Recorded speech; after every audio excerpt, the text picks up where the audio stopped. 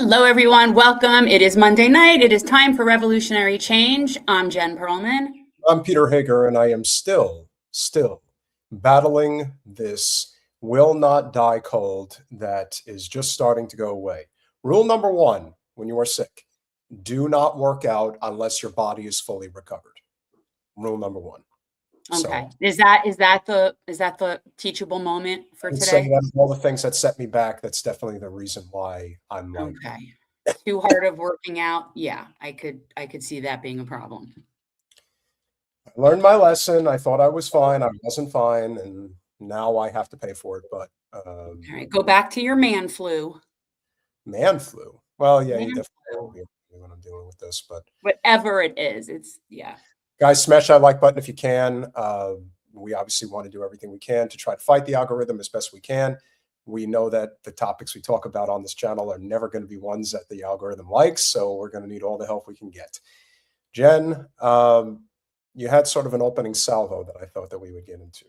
Well, this little Instagram came across my feed, and we talk about the issue of women's reproductive freedom. And what the potential consequences of taking away women's health rights, because that's what it is. It's our health rights. And this video came across my feed of a woman who is now in the process of suffering the ramifications of laws that restrict women's health care. So you want to play that? Yes, I will. See my dead baby to make sure it's really dead. Oh, you did not hear me wrong. I really said that because my baby died in me almost 2 weeks ago, but we have to make sure it's really dead 2 more times before they'll help me remove it because my body's not doing that by itself. Thinking, well, that sounds wrong. You would be right. Law says I have to have 2 more scans before they'll help me remove it. Having to come in and do my blood pressure and all of the prenatal paperwork knowing there's no baby is extra traumatizing, and I'm paying a $50 copay to be here to see no baby again. Ultrasound looks the same. That's right. Still no baby. Still no baby. Just all prior pregnancy outcomes beginning with the most recent, because there's only 6 lines and I've been pregnant 9 times. This has all been an extremely traumatizing day. They did the scan, had an ultrasound discrepancy with the hospital's scan. The ER said they didn't see a yolk sac. This ultrasound says that they do see a yolk sac, even though there's been no development. My HCG is going down and there is 0 room for dating error because when I had my first positive blood draw, they are still making me stay pregnant and feel pregnant knowing it's not viable. And when I say they know it's not viable, every doctor has told me it's not a viable pregnancy, but this is what they have to do. Huh. Yeah.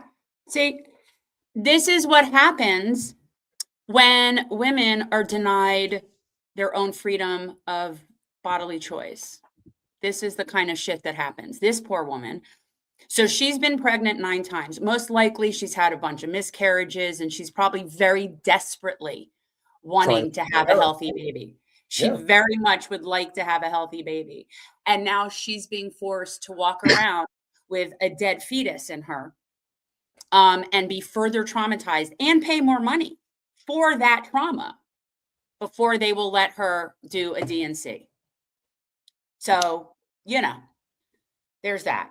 I've said this before, I'm going to say it again. This is remnants of what a theocracy looks like in real time, because so much of this anti-choice, again, it's one thing to be pro-life. This is not pro-life. This is pro-cruelty towards women. Most men, and as statistics have bared out, it is overwhelmingly men who are against women's reproductive rights. Correct. And it is incredible how little most men actually know about women's reproductive health. Like how little they truly know and understand. They don't know anything. They don't know anything. Unless somebody has medical training. They probably don't even know what an OBGYN is or what they do. They've heard the term gynecologist before. And even then, I don't think they fully understand what it is that a gyno does. People think that they just go in and check your vagina, and that's actually not what they do. There are many layers to it. And of course, there's a lot of health risks involved when it comes to being pregnant. And unfortunately, this is one of the most important areas in our country when it comes to the separation of church and state. It isn't because women should just be able to abort any child they want at any time, as the evangelical right would have you believe is what their intentions are. No, there are many health risks involved to getting pregnant. There is also a history in people's bloodlines of different things like incest and rape, and those things matter. But again, I'd like to think that Colin, please put the link to that Instagram in the chat. Sorry. probably preaching to the choir here. I'm sure you are. I mean, people in our chat are, for the most part, going to be for women's reproductive freedom. Sure. But this is like Handmaid's Tale. We're in the Handmaid's Tale. This woman is being forced against her will to carry a child. Correct. And That's some scary fascist shit right there, people. Oh, I would agree. I think it's very dystopian, and it's also anti-woman. And as I've said before, and I will say again, the type of men that typically are in favor of this are men who can't get laid and have a deep-seated hatred towards women. And that's where a lot of this comes from. They don't like women. They don't like women. They're scared of women, and that's it. And they also don't like women who can be who get sexually gratified. And binary theory, yes. In fact, she can get sepsis, and there have been cases of women who have gotten sepsis because they will not allow them to abort when they first find out that the fetus is dead. So yes, she can get sepsis from that. She could die from that. Yeah. Now she probably won't. She'll probably, jump through these hoops for the next 11 days and get her procedure done and be further traumatized for another 11 days with this. This is unacceptable. Yeah. And I would also say this too. I mean, listen, I've had bad relationships with women. I've been through a lot of bad shit, but I could die 100 times. I would come back as a man every single time. Yes, but no, women do. There are very many women that love to uphold patriarchy as well. Absolutely. Whole bunches of them. Oh, sure. We know that. But statistics bear it out that it's about 3 out of 4 women are pro-choice and less than half of men are pro-choice. So disproportionately, it is men that are anti-choice. That's what. And a significant portion of the women that are anti-choice are religious. Like that's a big part of it as well. Yes, it is religion-based.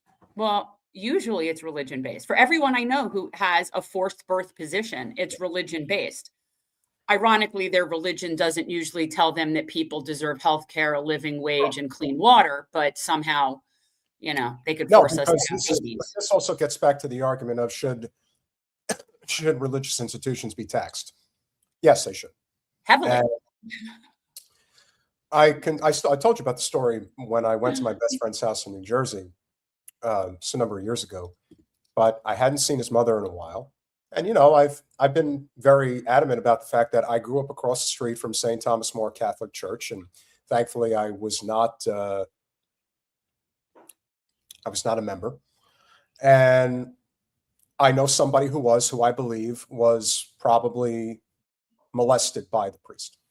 And in addition to that, this is a mother who is psychotically pro-life, like gives out palm cards of dead fetuses. Like that's what this person does. Like that's the level of psychosis that this person lives with. As a devout Catholic, that's something that they feel is something that they have to force upon other people. But as we know, when it comes to civil liberties, the overwhelming majority of this country is libertarian. They do not believe in conscription and that you should have to, be bound by religious indoctrination. But unfortunately, what we have learned, particularly in the GOP, is that the evangelical right has a substantial amount of power, led by the Christian Zionist entity. That is a huge part of this.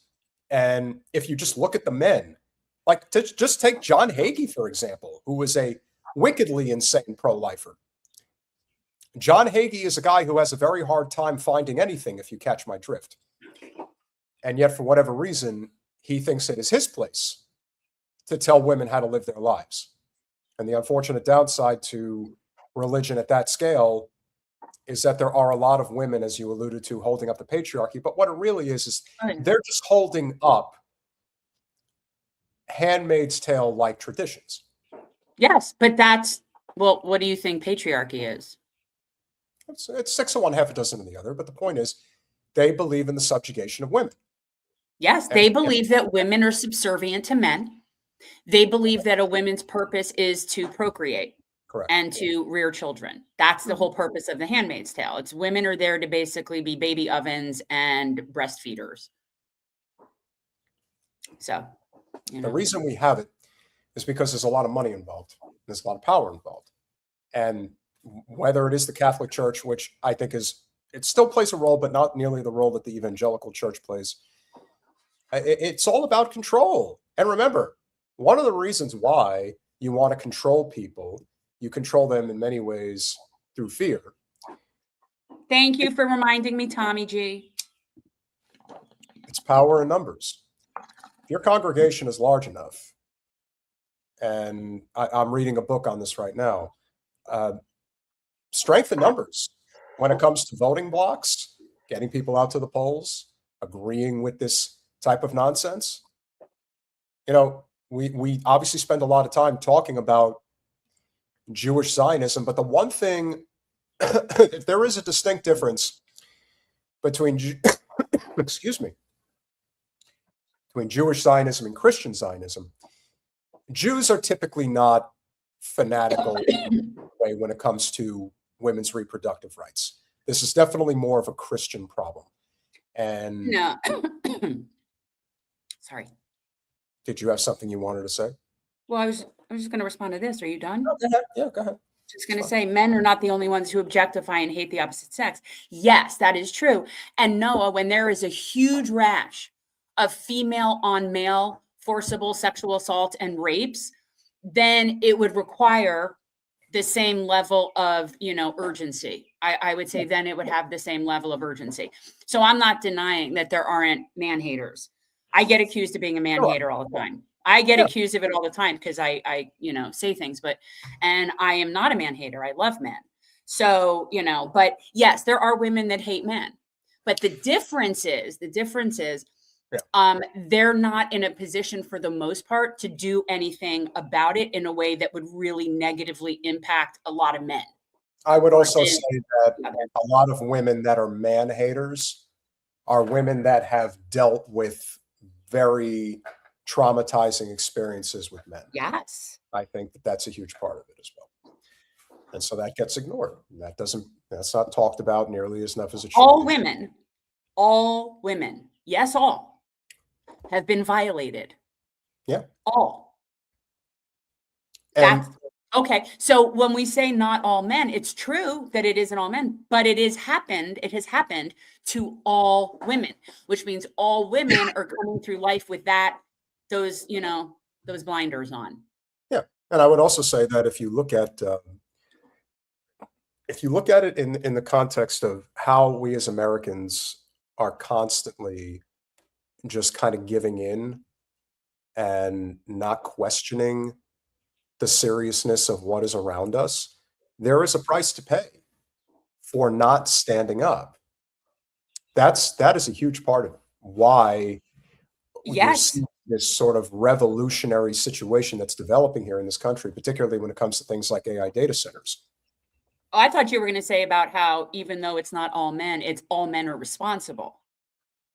Because all men are responsible. Not all men violate women, but they're all responsible for the behavior. Sort of like, I don't think all white people are racist, but I think that all white people benefit from a racist system. So therefore, it's incumbent upon you to be aware of that and do everything you can to undo that.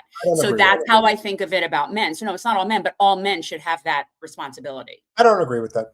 I think that the economic system is constructed in a way where generational wealth, which has been heavily concentrated in the hands of primarily white Americans for the past, few hundred years, is one of the defining factors. Now, obviously, it's nothing like what it once was, but the compounding level of wealth becomes an even bigger problem when you realize how rigged this system truly is. Elon Musk became a trillionaire. I have no idea what you just said has any relation to what I said. You said, I don't think so. And then you went into a whole thing that doesn't even answer what I just said. So I don't know what you're talking about. Well, you're alluding to this idea that it is a white person's problem. And what I would say is, yes, I would say disproportionately white America benefits from this broken economic system. However, that's not what I said. I didn't say it's a white person's problem. That's not what I said. So, I misunderstood how you. What I said is, while all white people are not racist, all white people have the responsibility to recognize their privilege and do something about it. Yes. Yeah. Well, and again, if you don't do that, then you are just as guilty as the people that are being racist. And it's the same for men in terms of how they talk to other men who they see being misogynistic or abusing women. If you don't abuse women, but you don't put down men who do, then guess what? You're them. So that's why it's all men. That's why it's all white people. It isn't that we literally think it's all men and all white people. It's a collective responsibility in those groups to police their fucking own. Well, I would That's what it is. Well, I would agree with you, but I am still not fully on board with that concept, because in the end, what you're really talking about are people in positions of society that actually have the ability to enact change, and they choose not to, even if they're aware of what's really going on. And I know plenty of people that are like that. And then you have plenty of other. This is also, if there is a defining characteristic for why the system's going to break, and it's obvious that it's going to break, and we're going to talk about Elon in a second.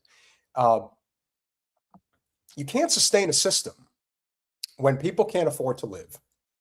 And it's one thing if there was some form of altruism or definitive economic benefit to having this type of a wealth dominant class. Exactly. Yeah. And as a result, but no, make no mistake. I do believe we have a collective responsibility for our position in our life. I do. And you know what? I am someone who has a legal background. And there are many, many laws in many, many states that put the person who assists the criminal at the same liable position as the criminal. There's a reason for that. There's a reason for that. And this is the same concept. So, yes. Colin, I need the CNN story. Elon Musk is now a trillionaire. Now, honestly, if that does not put a fucking target on that man's forehead, I do not know what will. Well, it's not even a question of him being a trillionaire. That's really not even it, as I'm alluding to. This has more, well, do you provide economic benefit? I don't really know what type of economic benefit one provides when they are so clearly a product of government assistance. We live in a country where we constantly harp on all these citizens are living off the government dime. I'm not sure anybody lives off the government dime quite like Elon does. Now, everything. Well, Bezos. Bezos not the story, Colin. Give me a second. Don't. Honestly, Peter, don't do it. All right. No, and also you want to talk about another oligarchic piece of shit. We could talk about Dr. Evil over there, because Amazon could have never succeeded the way that it did if it weren't for the way our system was set up to allow him to operate at a loss for the amount of years he was able to operate at a loss in order to put bookstores and smaller businesses out of business. So all of these people All of these people and a whole bunch of others are only in that position because of the corporate welfare that they have received. So that is, well, yes, that is true. The Walton family is definitely the most guilty party. But while everyone is looking around and perhaps not even getting to the nook and cranny details as to why SpaceX was given the evaluation that it was, again, we have seen enough of these IPOs where we know that these are pump and dump schemes. These things are not real. And people just want to get in on the gold rush. That's what this is. And that's ostensibly where we're at now. That's why you have, X accounts devoted to tracking trades of federal employees. Like, this is beyond the Hunger Games. This is beyond idiocracy. At some point, basically the balloon has gotten to such a point that it's just going to take a pinprick to break it. Because who can have faith in this system? I know I don't. How much of Musk's wealth comes from government help? Virtually all of it. Huh. Do tell. Elon Musk has many people to thank for becoming the world's first trillionaire. Well, actually, he's not a trillionaire. He's just a trillionaire on paper. They're all only that on paper. That's the whole house of cards problem. I can't wait for it to come tumbling down. Yeah. I can't. I hope I'm alive to watch it come crumbling down all around them. His company's engineers who produced technological breakthroughs, Wall Street investors who were eager to shower him with their dollars despite questionable financials, but most of all, American taxpayers and government policy makers. There would not be Tesla and SpaceX if it weren't for the government, said Ross Gerber, CEO of investment firm Gerber Kowalski. And an early and I'd be so much happier for it. Like, neither of those things benefit 99.9% of the people. Neither of those things are a benefit to anybody but a handful of people. The investor that I met with today said he still does not, bless you, he still does not understand and does not see the benefit in any way of this so-called green car phenomenon. Because in reality, what we already have is the capability of running automobiles on biodiesel to over 100 miles per gallon. I mean, you want to talk about easing back on fossil fuel consumption to the point in which we could stabilize it? The average car today probably still is only getting 25, maybe 30 miles to the gallon. And I'm being very generous with that. So imagine if we had a system where through diesel fuel or even biodiesel that you could be running at least 100 miles to the gallon on your automobile without breaking a sweat. That's just one example of the type of things that if we lived in a true decentralized system, many an entrepreneur would be able to do this. But unfortunately, because Elon, for whatever reason, he's smart enough to know this much: buy off the government and let the chips fall where they're going to fall. And that's why he's as rich as he is. He didn't create the electric car. He just figured out how to scale it better. The amount of people that I have encountered over the past few years that think he's so smart, he's so smart. He's so smart why? Because his daddy gave him an emerald mine and he had money, and then he was able to feed off of the government to get more money and leverage that. Of $1 million. It was only $1 million. Colin, could you scroll? I'm not talking about Trump. I'm not talking about Trump. No, I'm using that as a euphemism because it's kind of how all of these things come about, where eventually it just comes down to, were you born on third base or were you not? The federal government awarded SpaceX more than $500 million worth of grants in its early years. And that $500 million is just a fraction of what Tesla received from government grants, loans, contracts, and regulatory policies. That is not to say SpaceX's success and Tesla's roughly $1.5 trillion valuation. are entirely due to federal spending. But both companies teetered as startups before receiving taxpayer subsidies. You know, there is a belief that once no, Elon's not a Zionist, but he gives in to the Zionist cause. Yeah, here's why Elon would qualify as a Zio, truthfully, because Elon is a white supremacist. He is.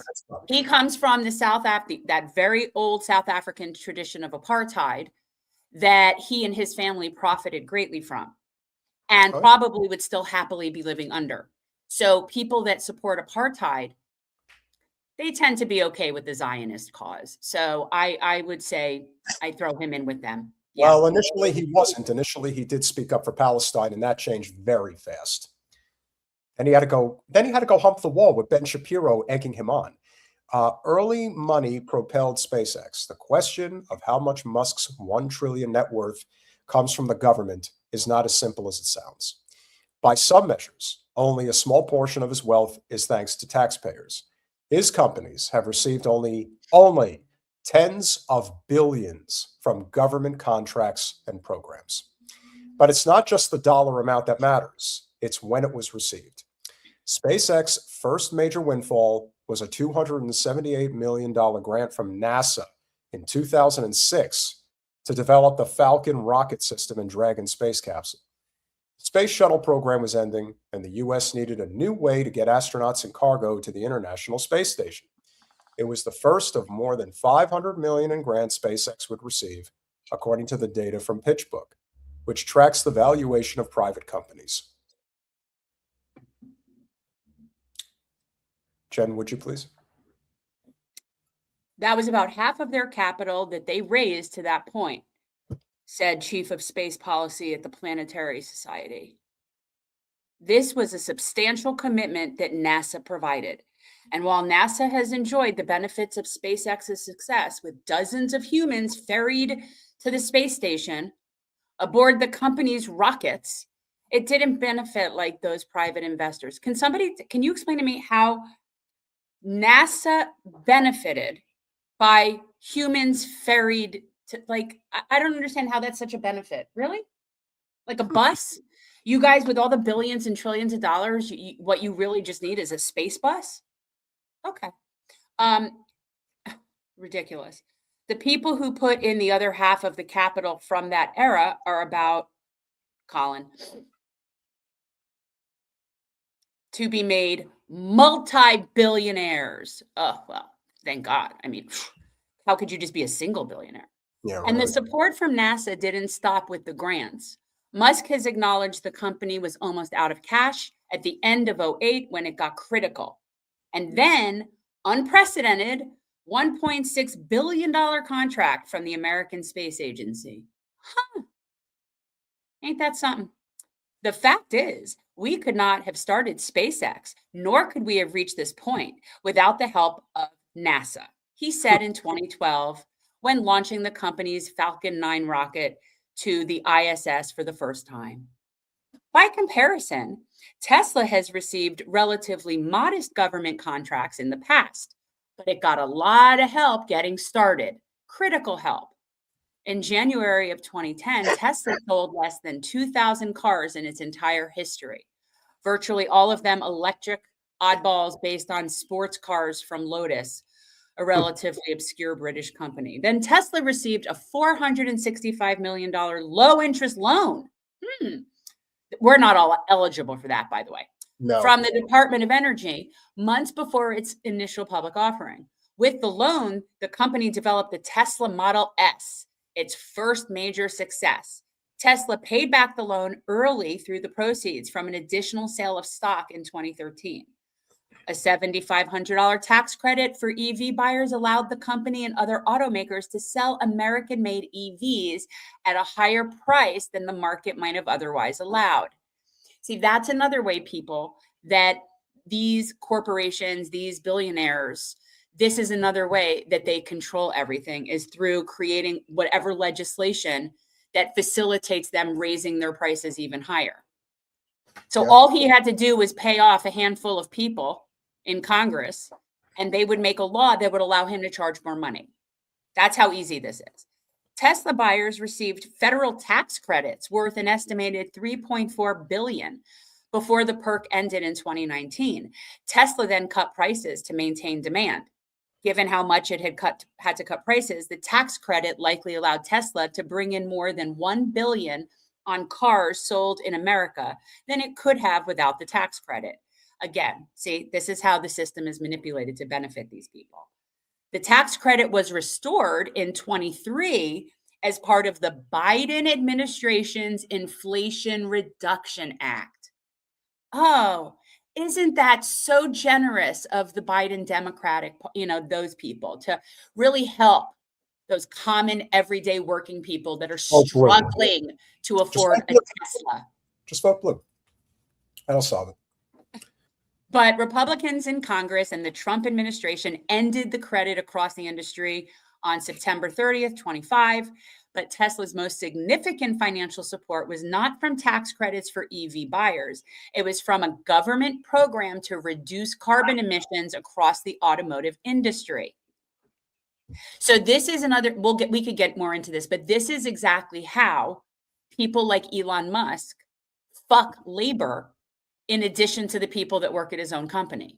Yep. Because what that kind of shit does when you put those kinds of limitations on emissions is it really hinders our production capabilities in this country, which are already kind of hindered anyway from, competition. But this is one of those things that benefits Elon Musk at the expense of labor. Well, this is one of the things that we discovered when Sean Fay and the United Auto Workers were negotiating their terms with GM's Stellantis and Chrysler. You discovered that because of the labor negotiations, I'm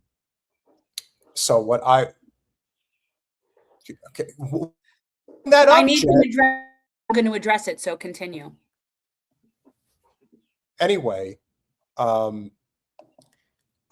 you had workers that were making twice the amount at Stellantis, Chrysler, and GM than you were at Tesla. And Elon went absolutely ballistic about people finding out that his average worker or average starting worker was making $37,000 a year, whereas the average worker at the other three union-backed car auto makers was making $74,000 a year. I mean, that's life-changing money. Yeah. So to say that Elon is vehemently anti-labor would be an understatement. He just is. And that's why we have a really big problem with math in this country. People cannot comprehend that while there technically isn't a pie, there is a pie based on the value of the money. And in the case of Elon and Zuckerberg and Larry Page and Mr. Ellison, whether they're Zion-Nazis or not, they all have the same philosophy. We will take it all, and you will be left with scraps. Mm-hmm. If they could have you as a slave, if they could have you in bondage, they would. Yes. Well, that's the goal. That's what they're working towards. That's the point of what they're doing. That's the point of data centers. That's the point of cop cities. That's the point of all of it. And I have to address this person. Elaine, let me explain to you. I want people to hear this comment who are not seeing it. Elaine says, Peter claims he wants to align with racially conscious white people, capital white people, on the right wing. But it's very difficult to believe you guys when Jen is vehemently anti-white. Okay, Elaine, let's talk for a second. First of all, the idea of racially conscious white people, that's just another word for white. That's just another phrase for white supremacy. Get the fuck out of here with that. White, racially conscious white people? White is not a race. It's not a race, Elaine. It's really not. Also, I don't hate white people. I hate systems of white supremacy that people like you have clearly supported and want to continue promoting. Elaine, stick to Saturday nights. You'll get a lot more what you want out of Peter and some of his people. I assure you I don't hate white people any more than I hate men, which anytime anybody makes a criticism about a system, a whole bunch of ignoramus fucks like you come out and criticize me with some straw man argument. Get the I would fuck also out. say, Elaine, I appreciate your concern, but let's be very clear. This is like suggesting, is Elon a white supremacist or not? And while everybody will go to this with the hand salute and whether he was Heil Hitlering or not, here's what I know for sure. Elon is a government whore who hates labor. And that is why he's the richest man alive. Apparently. Why are you doing this? Because I want those people to know that they're not welcome here. They're not welcome here. You want to call it racially conscious white? What the fuck is that? Racially conscious. Fuck out of here. Well, as I said. Exactly, Jaya. That's what the Jews say too. I'm a self-loathing Jew because I dare to speak out against, the genocidal entity. I don't hate white people. I don't hate Jews. I don't hate men. I hate bigots and assholes. I hate them too. And anybody who brings up shit and tries to strawman me, you're one or the other. Mm-hmm. So find yourself at the door. It's kind of, it's like, look, it's like with Nick Fuentes. Are there things that Nick says that are actually pretty salient and beneficial? Yeah, sometimes. He also says things that are extremely effed up. He freely admits that he's a white supremacist. He openly likes to use the N-word. Like, at what point do you just have to come up with defense for every one of these? And again, as you've often said, you recognize that why am I getting that audio feedback? I don't know. I agree, Teresa. Sometimes it is definitely better to ignore. I get it, but I want to be very clear with people as to not just where I am, but what we're willing to tolerate here. Take that white shit elsewhere. Okay. Well, anyway, I am not. I think there's an oversimplification of what you're saying. I think there may be an oversimplification of what she's saying. This is an economic war that we are never going to win if we base it on race. Can't win. The whole concept of race. There is no that's a social fucking construct. Can I talk, please? Please, I hate that you even validate the concept of the race thing. You didn't let me finish what I was saying. Okay, sorry. Are you sure? Yes. The whole concept of race is to get you distracted from the economic war. This is what will always be the defining issue of our time. Are there bad people in the white community? Yes. Are there bad people in the black community? Absolutely. And again, this is no different than why we haven't addressed the Carmelo Anthony story.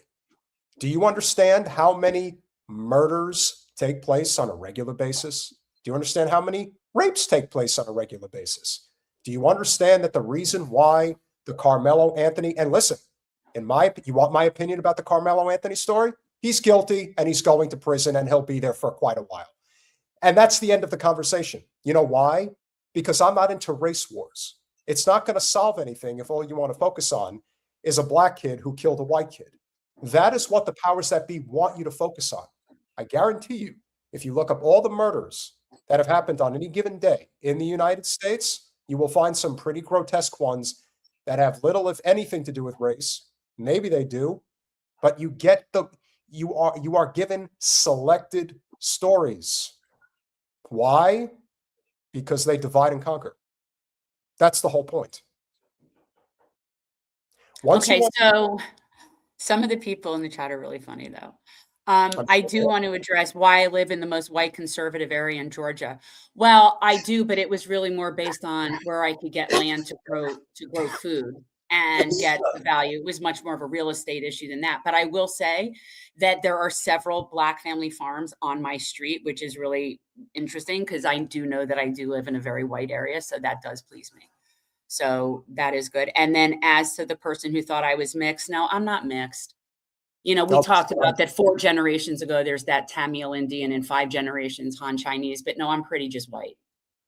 I'm just pretty white. Yeah. And you're making me nuts because I'm already dealing with a head cold, and you're turning this into something bigger, which This is important information for people. I understand that, but I also understand why people are frustrated, and I'm trying to explain to them. Libertarian Social Democrat. My last congressperson is psycho and a Zionist. So that's 6 of one, half a dozen of the other. Don't get me started. Yeah. Yeah. So there's that. And in the end, you cannot and will not win this fight if you're going to base it on something that you simply can't control. You can't control what a person looks like. You can't control what a person's sex is. There's a lot of things. And again, this is why Nala took the words right out of my mouth. Why is the trans issue even an issue? It's an issue because it divides and conquers. That is the whole purpose of it. We know several people that are trans. And you know what they think of the trans issue? They think it's pure bullshit. Because it is. That's why we don't talk about it. It's a very good tool. Both sides use it for their respective purposes. It isn't just that the right hates trans and they use it. That's true. But the Democrats like having that issue too, because it means they can stand up for that without having to do anything in a socioeconomic capacity to help working people. And they could just get us all distracted with saying the right people are mean about trans, which they are. Mm-hmm. So it's a tool for both sides for sure. And can we just leave the trans people the fuck alone? Seriously, just leave the trans people. And honestly, the majority of people don't think about that issue either way. No. Most people go through their life without focusing on that. Truthfully. It was like the time that Matt Walsh went on with Joe Rogan, and Rogan asked him, how many trans people are there in the United States? Right. And he said, like 1 million. That was the number he threw at him. He said 1 million. And then Rogan immediately said, it's about 6,000. And in a country of 330 million people, if you think that that's a crisis, there's a reason why you can't afford to live. Now, happy Pride Month to all. Yeah. Happy Pride to all. Obviously not, actually in Chattanooga, which is my closest city, there's definitely a good mix of people and socioeconomics and gender orientations and all that. So there might be some fun Pride stuff there, but definitely not right where I am. I think I could save that for when Ron's here. I want to be clear. Oh, I'm all about the Pride. All about the Pride. Love the gays. Love the gays. Love all of it. Love the gays. The gays are really great. Love the gays. Really honestly, I just support people being who they want and being with who they want, and everybody leaving everyone else the fuck alone. That's what I support. But I do have a particular fondness for gay men. I really do. Like, I'm sorry. That's why, and gay men appreciate that I get distracted. Oh, that's nice. All right. So obviously, Jen is not a fan of UFC. Neither am I. I do like MMA, but I don't like Dana White and what he represents. I never have. There's more to MMA than UFC, believe it or not. And so over the weekend, there's 2 things at play here. First of all, I'm not even going to dignify what went on regarding the whole spectacle on the White House lawn I didn't watch any of it, just so you know. So I've seen nothing. Birthday, it was my party and I cried all night. That's for sure. But there's also something to be said for the power of the voice of somebody who is willing to step up. You see, Sean Strickland, as we've talked about, is the middleweight champion of the world in the UFC. Now, the reason why Strickland is a big deal is because when you are one of the faces of the industry and you essentially, Jen, you know what? I would really appreciate it if you stop. I want you to stop. I want to focus on this. This is important. It's important to me whether you give a shit or not. How's that? And so Sean Strickland whether you like UFC or not, he is using his platform for all it's worth to speak out against Israel. And to me, that matters, whether you're a UFC fan or not. And you still cannot help but try to fuck with me while I'm doing this. I don't understand you, honestly, I don't. I want you to stay focused on this because I think this is important. So he uses his platform to go to this event, and here's what happened to him for showing up. We're gonna go right to the stage and we're gonna just fucking rally this motherfucker. Relax, no, just watch. I got you. Relax, let's do that.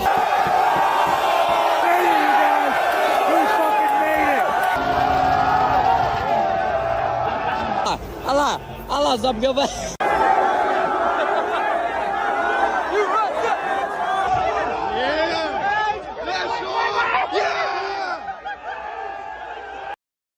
Now, do I think he knew he was going to get arrested if he showed up at this event, even though they told him not to come?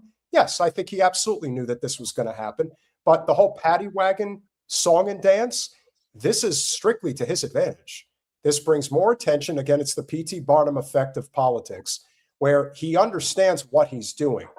And I do think that this is a really big deal. And he has a little bit to say once he gets thrown in the paddy wagon.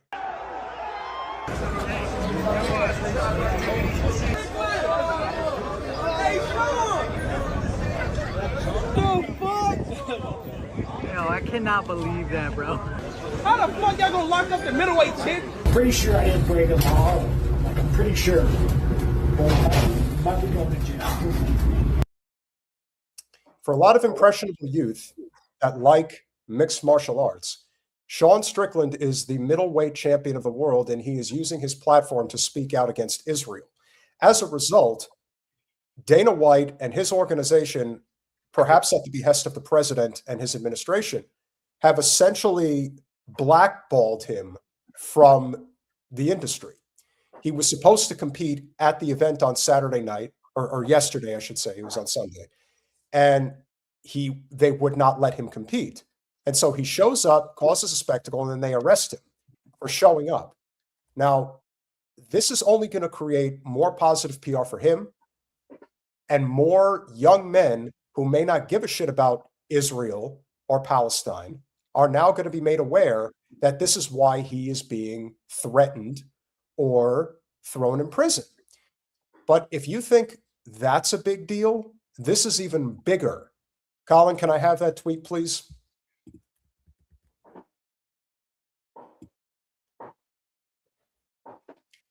Daniel Cormier is the heavyweight champion of the world, Jen. And this is a part I'd really like you to pay attention to. Okay. I'm probably going to get a lot of flack for bringing this to light.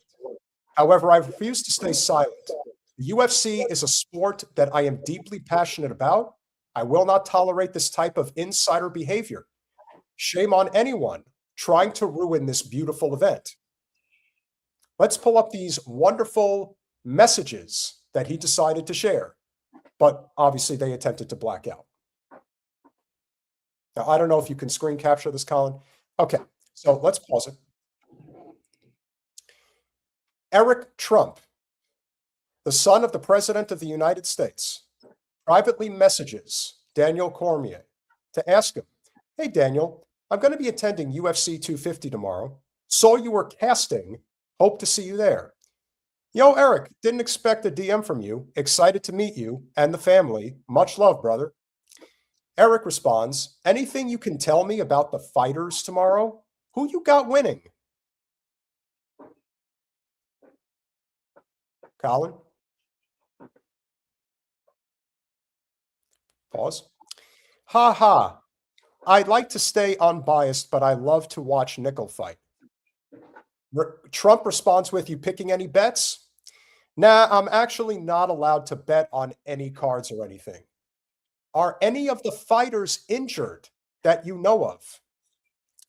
I'm not quite sure why you're asking me this, but I think they're all in good shape. And then Eric says, "I'll just cut to the chase. Are any of the fights tomorrow rigged?" I've been eyeing the Lopez fight, and I think an upset wouldn't be too unrealistic with a couple of dollar signs next to it. He concludes with, and I can't see it. You got to pull that away. So I don't know if you can blow that up so I can see it, please. I can't. I can read it for you though. It says, "No, none of our fights rigged, and honestly, I am appalled that you would even ask me something like that." So this is the message. If you could go back to the tweet, Colin. This is the message that Cormier put out. He deleted this message.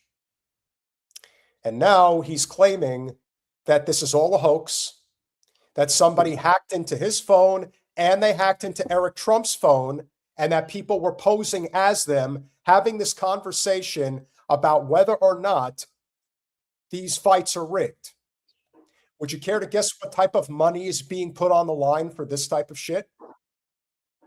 This is millions upon millions of dollars. This is criminal enterprise. Now, give Daniel credit. He did not want to remain silent, but then he forgot it's the president's son that he's exposing. What type of a phone call or a message you think that Daniel Cormier got, Jen? I have no idea. Probably got a threat, right? Why else would he back off on his statement? He deleted this post. In a now deleted post by former MMA fighter Daniel Cormier, he posted screenshots of Eric Trump trying to get an insider scoop on whether any of the MMA fights at the White House are rigged so that he could try and illegally make money off of them. It's all a bread and circus. Yes. So then that begs the question as to while the circus is going on, what's actually really happening? Because there's a lot of things going on and people are talking about this bullshit instead of, there's still a Holocaust in Gaza. Yeah. Well, every day hasn't stopped. And this is why, and again, I apologize. I'm really like head cold heavy right now. And I'm just trying to make sure that we do our segments and whatnot. But the reason I feel that this is important is because you have been saying for the longest time that Trump is not really anywhere near as wealthy as he appears to be until he got back into the White House this time. And now they are basically looting the treasury for all it's worth. And they are doing every deceptive, criminal type of enterprise that they can get their hands on to make every last buck that they can make. And this is a prime example of this. How many of these other instances do you think have gone on in this past year and a half that they've been in the White House? You think this is the only case where they get caught with their hand in the cookie jar trying to rig UFC fights? What other shit are they rigging? How about pump and dump schemes with, Elon's SpaceX stock? You think that's not going on? This is why you can't trust the system anymore. How could you? What's real?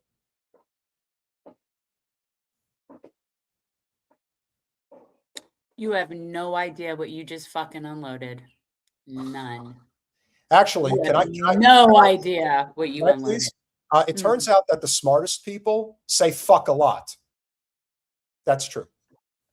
And you can look that up. People that cuss typically have a powerful brain.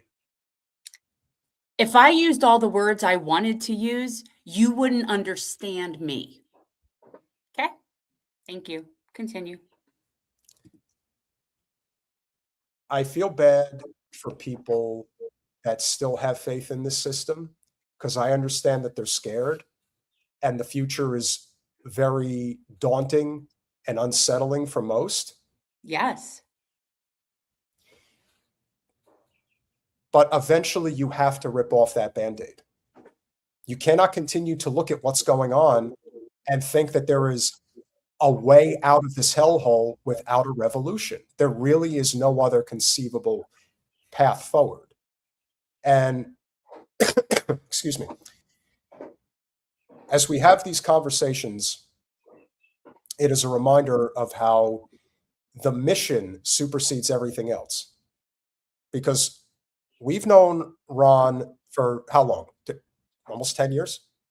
Since Long we've been time. doing this. Yeah. Yeah, long time. And it is not easy to maintain relationships in a world where constantly people are either one-upping each other or looking for their payday and all that. But the mission above everything else is why we're here. If it's a workers' revolution, if it's a populist revolution, whatever it is, there has to be a change, a fundamental revolutionary change from this system that is broken. And we all want Ron. And Ron and Ron Placone is somebody who, we have always thought the world of, has always done fantastic work, whether with Jimmy, whether with Graham, whether on his own. And more than anything else, he is somebody who supports the working class cause, which is why we're here, which is what our revolutionary change looks like. He is the host of the Ron Placone Show. He is a friend of our show. It's been way too long. We're happy to have him back. Ron Placone, welcome back to Revolutionary Change. What's up, y'all? I'm actually, if you bear with me for a few minutes, I'm updating my website here. I'm getting it to say we all want Ron Peter Hager, and then I'm getting a headshot for Peter. So I'll be done with that in just a minute. No, thank you very much for that kind introduction. Good to be back. I've been watching some of the show before I logged on here, and you're being very critical of our future emperor, Elon Musk. So I'm a little nervous, but I'm here for it. Considering what a thin-skinned man baby he is. Right. Yeah. He's the type of guy that'd be like, I totally don't like the way that guy's talking about me. You've got to take care of him. Get rid of him. Make him dance in the courtyard for me. Like he's like one of those guys. He is. He's frightening. And he is also. I encourage everybody. I know you kind of like covered the topic extensively, but I encourage everybody to listen to the Dollop episode about Elon Musk. Elon Musk is a Nazi. That's not an embellishment. He's a Nazi. Listen to the Dollop episode. I'm a bit biased because I've written for that show in the past, but I had nothing to do with the Elon Musk episode, so it's a very unbiased plug. But yeah, check out the Dollop episode on Elon Musk. Highly recommend. Should be required listening for all of America. So what have you been up to these days, my friend? What have I been up to these days? Well, I have a movie out. It's been out for a little bit now, and I actually, in the private chat, I just dropped the link because it's available for free with ads on YouTube now. I have no idea how the distributor determines all this shit, but now it is available free with ads on YouTube. So you can literally just watch it on YouTube Movies. Don't have to do anything. Just click the link, watch it. So for anyone who hasn't seen it yet, after this show, don't do it now, but after this show, please do click the link and watch my movie, which concerns the Wall Street machine, which is a big reason for all the problems that we're freaking in. So if you need to laugh about it so you don't go crazy, enjoy my anti-capitalist comedy about family left at Wall. Do you have a trailer we could play real quick? Oh shit, I should have sent that ahead of time. Yes, I do have a trailer. Yeah, let me go ahead and pull that up real quick for y'all. I know you've let me plug it here many times in the past, which I appreciate very, very much. But let me get that trailer and all that other fun stuff. And yeah, there you Colin, go. Just send it in the private. The first link is the movie itself. The second link is the trailer. Colin, please cue up the trailer, the second link, so we can play it now. And what is the name of this wonderful film? Left at Wall. Left at Wall. Just Left at Wall. Thank you, David Hunter. Very much appreciated. Yeah. And by the way, shout out to everyone who I got to see in New York City a couple weeks back. I got swept up in it. I had a really fun show in New York City a few weeks back. Got swept up in the commotion. Go Knicks. I was happy for them. Yeah, I got swept up in the energy. I've been indifferent to the NBA my whole life. It's just not, something I ever really got into, but I did get wrapped up in the Knicks energy. So yeah. And you asked me what I was up to. I'm going to be in Edinburgh for the Fringe Festival in August. Yeah. I'll be there all of August. So August 6th through 30th. My show is called Anti-Fascist Pasta Night. So it's a very political show. And it also kind of nods to my upbringing as an Italian American, and the importance of reclaiming radical history. So it's all in there. Fun comedy hour, and it'll be in Edinburgh for the Fringe. So if you're going to be in Edinburgh, check it out. And I'm sure I'll do some encore stuff with that in the States too after Edinburgh. But right now, Edinburgh's on the docket. And for people who do not know that Fringe Fest in Edinburgh is a huge thing. It's a huge thing. It's like one of the biggest things that happens in Europe. And I only really know it, Ron, because I was in Scotland, I want to say like 6 weeks or so before last year's. And so I was watching a lot of the preparation stuff that was going on and stages being put up and all this stuff. So I learned and I do not do crowds very well. So for me, it was really good. It's like, I love Edinburgh, but note to self, not during Fringe Fest. Because I could tell it was a huge thing. Yeah, you do not want to be there. Unless you're there for the festival. It's a lot of fun if you're there for the festival. But if you're just passing through, it's crazy. I actually ran into people in my neighborhood. I was just going for a walk, and I ran into these people in my neighborhood. And they were like, "Oh, what are you up to?" And I was like, "Oh, I'm doing this, and I'm getting ready to go to Edinburgh." And they're like, "Oh, when are you going to be in Edinburgh?" And I told them, and they're like, "Oh my God, that's when we're going to be there. What are you doing in Edinburgh?" And I'm like, "Well, I'm there for the festival. What are you guys there for?" They were like, "What festival?" And I'm like, "Oh, they shouldn't." Because okay, so I'm going to teach you something. Have you been to the fest? Have you ever been to Edinburgh? Yeah, this is my second time. Yeah. So how they say it is Edinburgh. Yeah. So it's pronounced like BRUH, like yo, bruh. And so I know. And that took me a long time. And it's Glasgow. Right, not Glasgow. Yeah, like Glasgow. Like I still fuck both of them up, but have you been? Have you been? I have been to Glasgow. I've never been. Glasgow. I've never been. I've only Glasgow, ever been to Edinburgh. honestly, I wasn't. No offense to anybody who's there. It's probably the kind of city that would be really cool if you knew someone who lived there and were hanging out with them. But from a tourist perspective, unless you have a particular reason, it's not necessarily like a cool tourist city like Edinburgh is. You know what I'm saying? It just isn't.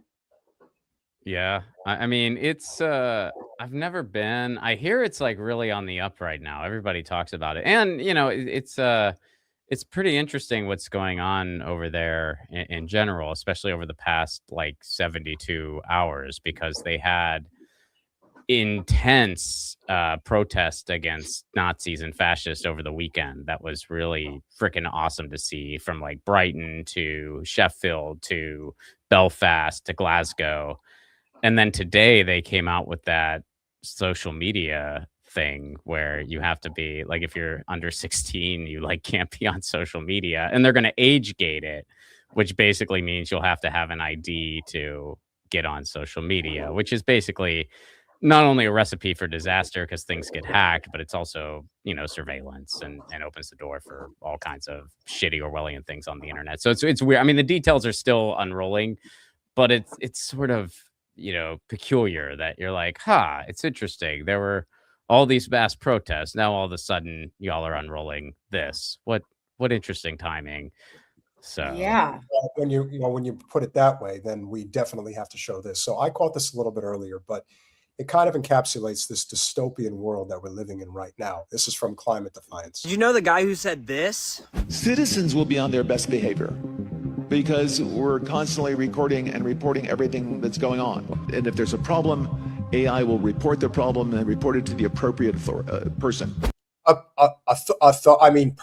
Person. Not again.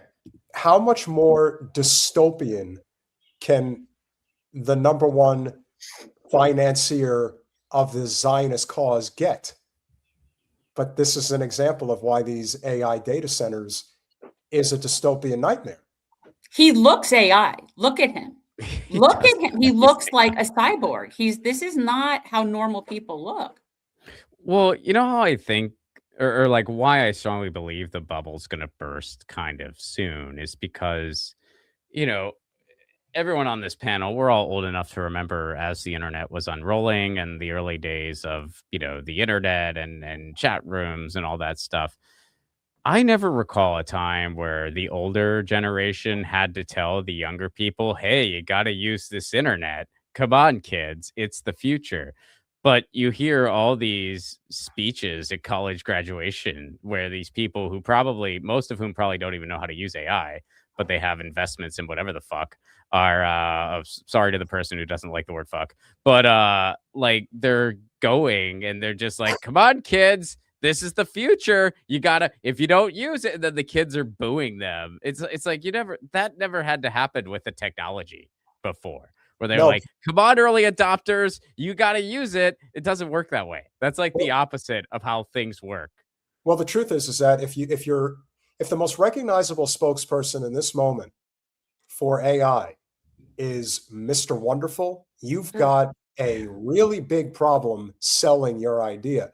And the reason they're constantly telling people that you have to use AI is because there are hundreds of billions of dollars invested into this. Yeah. And if we don't use it, which it's obvious that the average person is not using it, this is a economic cataclysm that is only going to be compounded by our wonderful commander-in-chief's blunder after blunder in foreign policy. No, it's going to be a train wreck. Yeah, and you're right. And it's not like when we say people aren't using it, it's not like they're not using it, period. It's not like they're not occasionally chat GPT something or something like that. It's like they're not using it to the extent that, I mean, basically like the Peter Thiels of the world and whatnot, they want it to be a complete tech takeover. Takeover of your life. Absolutely. Yeah. And that's what is just not happening. That's what people are resisting. And, they're kind of in this boom or bust place because that's all Wall Street ever does. It's always boom or bust. So the bubble will burst, just like the .com bubble burst, just like, the but housing don't worry, bubble. Ron, they're going to get, but just like Elon, they're going to get themselves a nice, big, fat buyout and everything will be fine because we, the taxpayer, will be responsible. Yeah. That's why the system is going to break. But there's an even bigger psychopath, in my opinion, than even Larry Ellison. You'll see. And the guy who said this, people talk about how much energy it takes to train an AI model relative. If you just look at Altman's eyes, no, there is nothing look there. Away. There really is nothing there. Like he's like a soulless bastard. Like he really doesn't have anything. Or Peter Thiel looks like that to me also. Yeah, that's why I think Carp is the most dangerous because lizard people. These are lizard people. Yeah, like they're going to jump out of their skin pretty easily. AI model relative to how much it costs a human to do one inference query. But it also takes a lot of energy to train a human. It takes like 20 years of life and all of the food you eat during that time before you get smart. Are doing this? A massive AI data center is laying the groundwork southeast of Las Cruces, and residents have a chance to weigh in. It's 2 microgrid permit applications for 2 natural gas power plants. I think that's important when we're talking about microgrids. Like, they name it this cute little, like, it's just a tiny thing, but these are giant natural gas power plants, and that should be said. Project Jupiter is a $165 billion data center backed by Oracle and OpenAI. According to the New Mexico Environmental Law Center, the greenhouse gases that will be emitted by these natural gas facilities will be more than 14 million tons per year.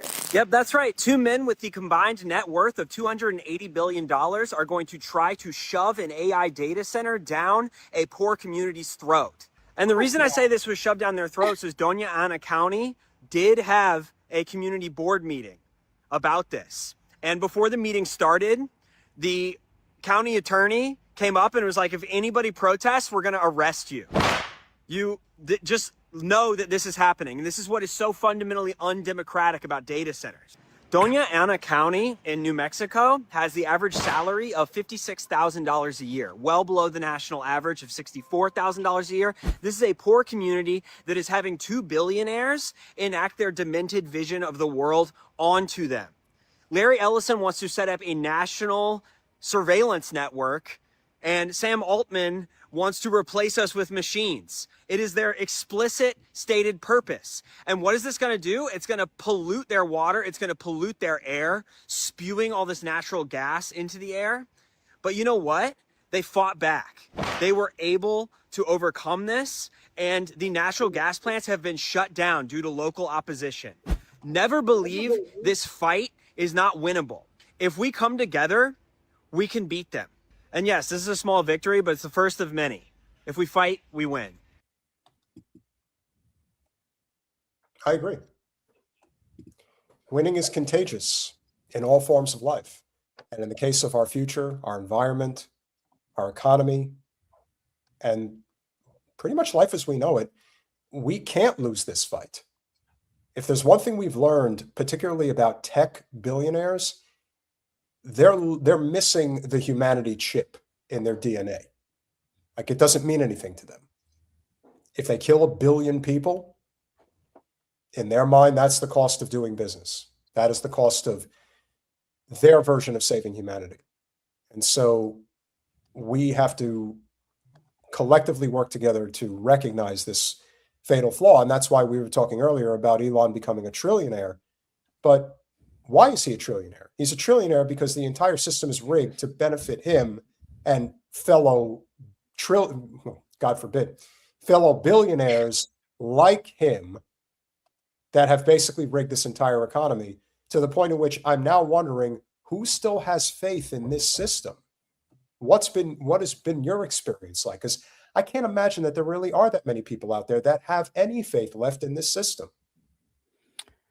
Ooh, that's a loaded question. I mean, I think, I mean, I can speak for me personally. The last stage of grief is acceptance, and I reached it, you know, I'd say about 5 or 6 years ago, you know. That being said, like that's not a hopeless perspective. I consider it more like just sort of knowing thine enemy and kind of knowing, you know, like what's ahead and what is possible. And what it really means to try to reclaim power and to try to build power. So how many people have faith in the system?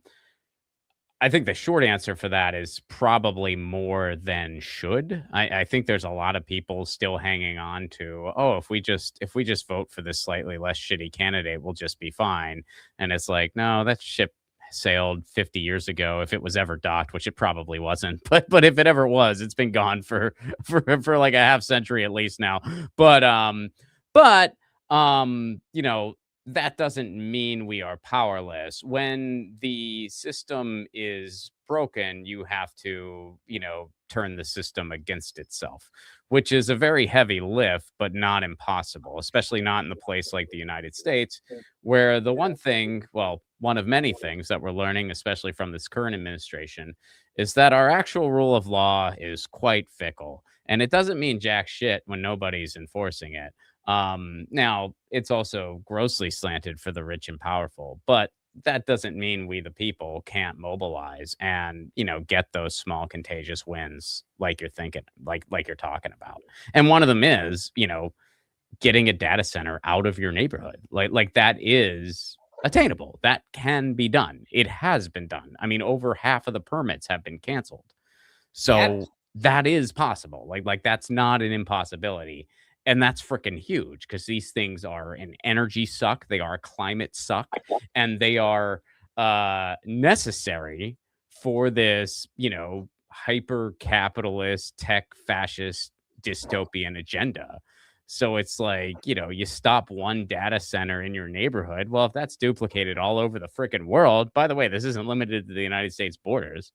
You know, that happens all over the freaking world. Well, all of a sudden, like they're just taking their losses and licking their wounds, and you know they'll be back, much like the growing villains in Power Rangers. They'll be back again to find another way to ruin the fucking world, but you know we'll be there too. What a reference! I know, that's a throwback. Yeah, I agree. I think that we're seeing a lot of people fighting these data centers and having some successes, which concerns me only in that, okay, so now the next step is for them to find a go around. Oh, sure. Yeah. Right. So then what does that look like? And what will that next step in the revolution be? What is that? Where does that take us? I mean, and this is where I always come back to, at the end of the day, what's needed is direct action. What's needed is direct action. And yeah, you can prevent data centers for sure, but it's going to start being like a whack-a-mole situation. Well, it right? already is. I mean, yeah, like you're not wrong, but it's one of those things. Like, you gotta show up, you gotta try, you gotta draw them out, because it's like once you nix one, others will be nixed, playbooks will be followed, and it's not like that is true. But she always gets another one, right? Like Rita, she throws another one, and then some of them got a repeat, some of them got like a couple spins.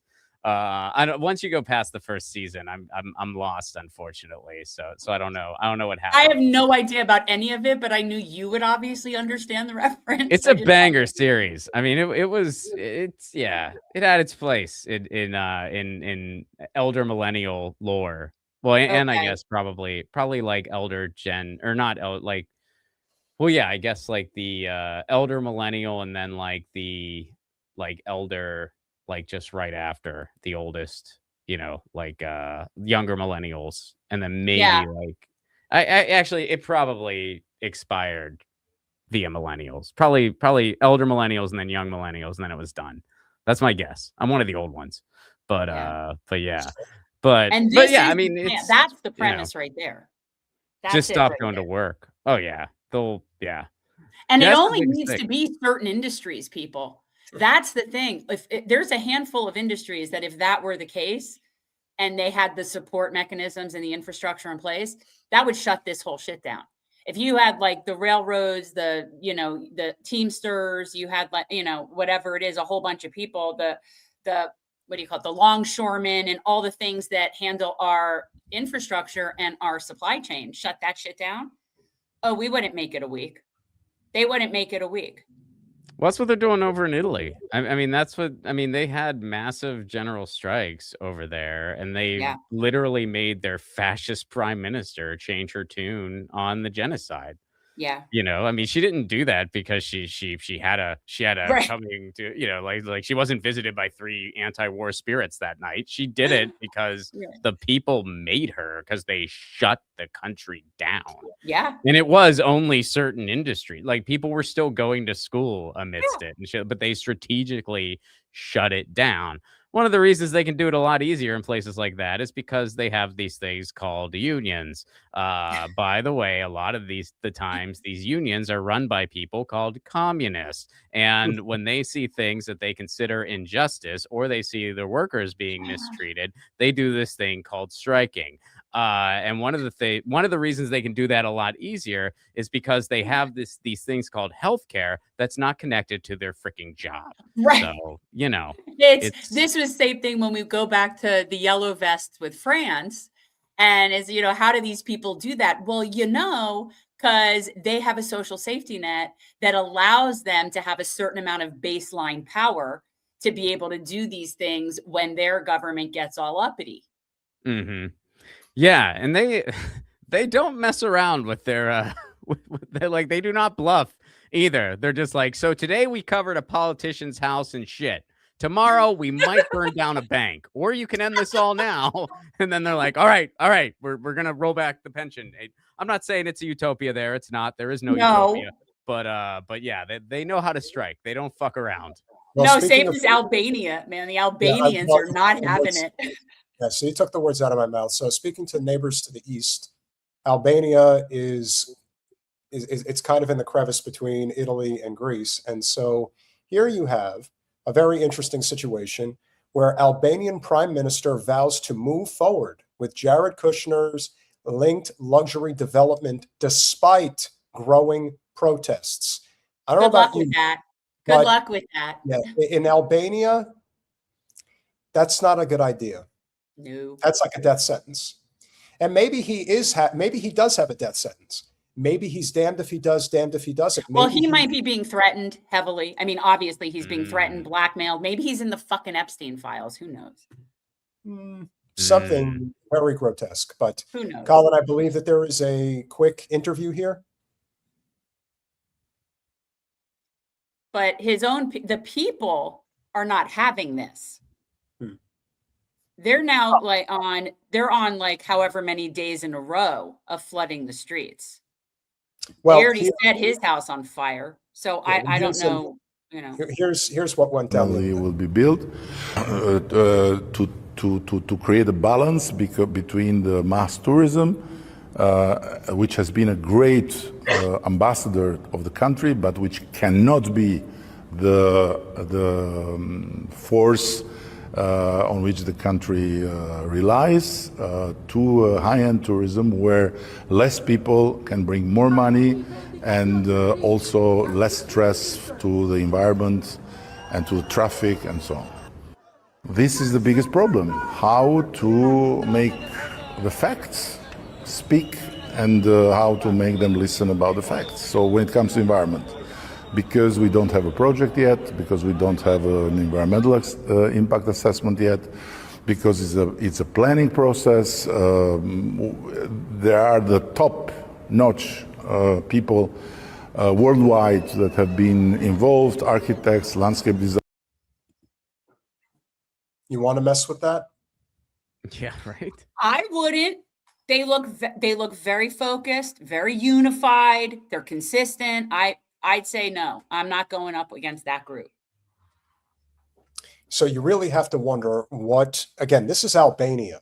This is not some run-of-the-mill country. This is a country where you want to talk about people who end up, bound and gagged inside the trunk of a car.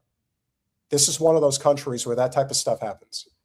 So the idea that he is being defiant against what has already amounted to at least 10 to 15% of the population that has already been out in the streets protesting this, and he's telling them to go kick rocks. He's walking a very thin line right now. I would be very careful if I were him. Yeah, it's just wild, all like the unrest just going on around the world, and how people just are like, they're done. Like they're like, we're not tolerating this anymore. Like this is it's encouraging. I mean the stuff over the weekend was encouraging. Like seeing all of those people, just standing up to, standing up to fascists, standing up to Nazis, standing up to oppressive right-wing governments, standing up for, standing up against a genocide, and how many of them there were. It was freaking really cool. Jen, it was you want really to take freaking this cool. one? Why don't Americans be like them instead of being pussy? Oh, where to We start? kind of already answered some of that. I mean, I feel well, like we and kind of I covered think, some of that. I mean, the base of it is always going to come down to the same thing for me. What I say about it's the same thing as I say about Iran. It's the same thing that I would say about Yemen or Palestine, because these people, Albanians, come from thousands of year old cultures that tie them to their land in a way that the Western people in this continent cannot really understand. And that is a level of commitment and collectivism that we don't have here. This is a very every man for yourself kind of West, empire mentality. And that doesn't work. And that's why we're failing. And that's why we're headed in the direction we're headed. Whereas people in Albania, they understand the concept of the collective, not just for strength in the collective, but to support the collective. They go together. You can't expect Americans to be strong in the street when we don't even make sure that we're all fed. So that's why. This is why it obviously becomes a problem with, and again, Barack Ravid is a Zio-Nazi, as are plenty of them. And this is from Axios, but Trump is trying to do some type of a deal here with Iran. And there are obviously many questions that are going to be left to be answered. But according to the reactions from the Zio-Nazis, it does not look good for them at the moment. I think we would fully expect them to break this deal up as fast as possible. Some type of a false things. Colin, if you would.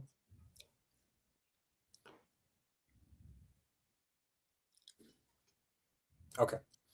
The U.S.-Iran deal was signed electronically on Sunday by President Trump, VP Vance, and Iranian parliamentary speaker Mohammad Bagher Ghalibaf. Senior administration officials told reporters on Monday. Are we getting paywalled again? All right. Well, I'm happy to talk about the fake deal. Sure. Without an article. I feel I've been watching enough information to discuss it without an article. Ron, you? I think it's the best deal ever. He fucking nailed it. Well, listen, I only do great deals. Genius. Perfect deals. We're paying how many billions to open a thing that we closed? It's 25 billion is the number that I heard. Way to go, United States. Brilliant. But the caucasity of it was the way he announced, like, I hereby declare the Strait open. Right? It's a level of, it's a delusion.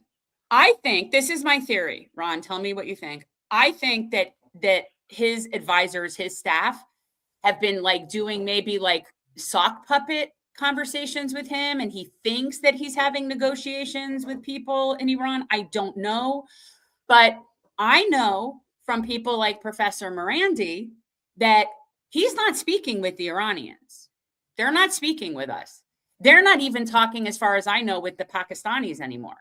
So I don't know who Trump thinks he's talking with. So that's why my theory is sock puppets. You? I think it's close to that. I think it's more like other people are in the room deliberating and he's just sort of talking to himself, more or less.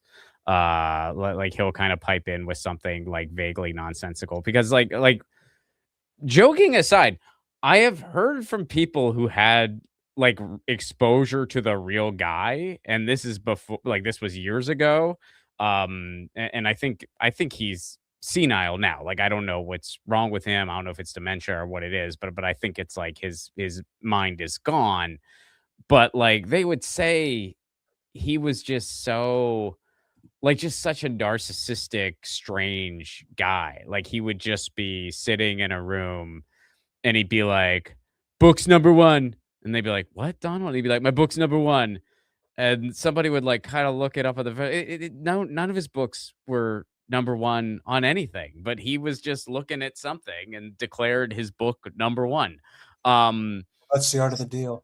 Yeah. So I think it's like one of those things. Like, he's just sort of physically present in a room, mentally, who knows where. And he's being somewhat weekend at Bernie'd by his people. And that's about it. I mean, I think he's just completely done. Every time there's speculation that he shit himself, I believe all of it. He has shit himself every single time. And he's fallen asleep every single time too. No argument from me. But as I've mentioned, the Zion-Nazis are definitely not happy. Now, I've seen this lady, Samantha Edis, a handful of times before. She's another one of these very proud, Ashkenazi, privileged Zionist Jewish women. I think she's in Beverly Hills, actually, if I remember correctly. So her opinion matters very much. But I think it's a microcosm of the mindset of the average privileged Zionist in the United States when it comes to any of these issues that does not go fully in the direction of what Israel wants. And so this is how a collective Zionist has responded to the idea that the United States is going to broker a deal with Iran that favors Iran, not just a deal with them, but a deal that is advantageous. Oh, it already will. Yes. What we're about to see is positively shameful. Stanford University Commencement 2026. The commencement speaker is CEO of Google, Sundar Pichai. He's Indian, not Jewish, but he could not avoid Students for Justice in Palestine, who walked out as his speech was beginning to protest him speaking because of Google's involvement with Israel. Now, if you've been on the sidelines and you haven't been paying attention because what's happening on college campuses doesn't affect you, your family is not Jewish, this does affect you. The Jews are the canaries in the coal mine, and this is now happening on college campuses across America. They are brainwashed by a foreign ideology that is motivated by jihadism. Yes. Wait. She's right. There are all these people motivated by a foreign ideology that is like jihadism, except it's Zionism. She's exactly right. It's just the other people. It's amazing. And so when they, so at Stanford, I like how she's making it out like they're these violent extremists, and then even in their own propaganda, there's a sign that says "Cease genocide." Yeah, that violent extremist idea of not having a genocide. Now, one of the reasons why, and this was something that was in the article that unfortunately we got paywalled on, but I thought was very important to bring up. One of the conditions, and this is one of the reasons why, again, this lady goes into like a very long, extended rant, if you will. And from this story and from the deal, one of the most important aspects of the Iran deal involves ending the violence in southern Lebanon. And that has already been made very clear by Netanyahu and his people that they are not only not going to agree to those terms, they've already started carpet bombing southern Lebanon again within the last several hours. So how could there ever be any type of peace as long as Israel is in our midst? I don't see how it's possible. And I would like to think that everybody else who is collectively waking up to this reality, and like I said, I single out this woman because she is the embodiment of what the average Zionist is like. Who is she, by the way? Do we know? Like, is she? We've covered her. She's a horsey face. We covered this one before. Horsey face. Agreed, Lila. I'm Israel. Cry, bitch. Yeah, yeah. All right, let's finish out what the cry bully has to say. Have to wake up to this. Brainwashed children at our universities. Take a look for yourself. I must warn you all, this is only the second commencement speech I've ever given. The first was literally in my backyard. It was the spring of... Dude, don't threaten us with a good time. He's still going. He's just babbling about bullshit. Side note, I think one of the changes we might be seeing in the tech space, not like immediate, but like in the next maybe few years, I think Google's gonna be knocked down quite a few pegs. I think Google's gonna have their AOL moment or their MySpace moment. Good. Yeah, well, I think it's gonna happen. I mean, well, the stuff that's gonna be cemented in place isn't much better, but yeah, it's still, still a win to some degree. But I think that a while ago, and More Perfect Union did a really good video on this. So if you want a deeper dive, watch that, which is a much more thorough explanation than the cliff notes I'm going to spew out here. But Google had a big meeting, and it was all the higher ups, and it was people in development, and of course all the capitalists and the boardroom folks and the shareholders, et cetera, and they were talking about the Google like search results and the Gemini and all that stuff, and Google had to ask the question, do we want the best product possible, or do we want to make as much money as possible? Because they had to come to grips with the fact that one of the ways they make their money is by people staying on Google. So if the search results are too good, if somebody finds the flight they're looking for or the information they're looking for too quickly, it hurts Google's bottom line. So they had to decide, well, do we want to just make as much money as possible, or do we want to make the best product possible? Do we want to embrace this new technology? The capitalists won out. And so Google that's why, I mean, by the way, whenever you Google something and you get that like quick Gemini search result, double check that shit, because it's not great. So they won out. So Google has like just sort of phoned in their product, whereas like other entities are not doing that right now. So I have a feeling, and you're already seeing that just in our common vernacular. Like it's not common for somebody, instead of saying I Googled it, oh, I asked Chat GPT, like just in like normie conversation. I'm not necessarily advocating for Chat GPT. I mean, again, there aren't really any good guys here, but I'm just saying I think that is going to happen. I agree. And I also think that the change is inevitable. It just depends on how much, I mean, I don't want to use the word casualties, but that doesn't necessarily have to mean death, but there are going to be various forms of casualties along the way because change does not come easy. And this particular cause is going to go kicking and screaming. I think that Trump is definitely blackmailed, as are a lot of other people. I've also had enough experience on the Hill to know that they spend a lot of money lobbying the shit out of every federal representative that they can every day. And they're going to continue to spend money. They've been very clear that, and this is also why the Zionist cause is going to die. And the state of Israel likely will as well. They don't know any other way. They only know money and power. It's all they've ever understood.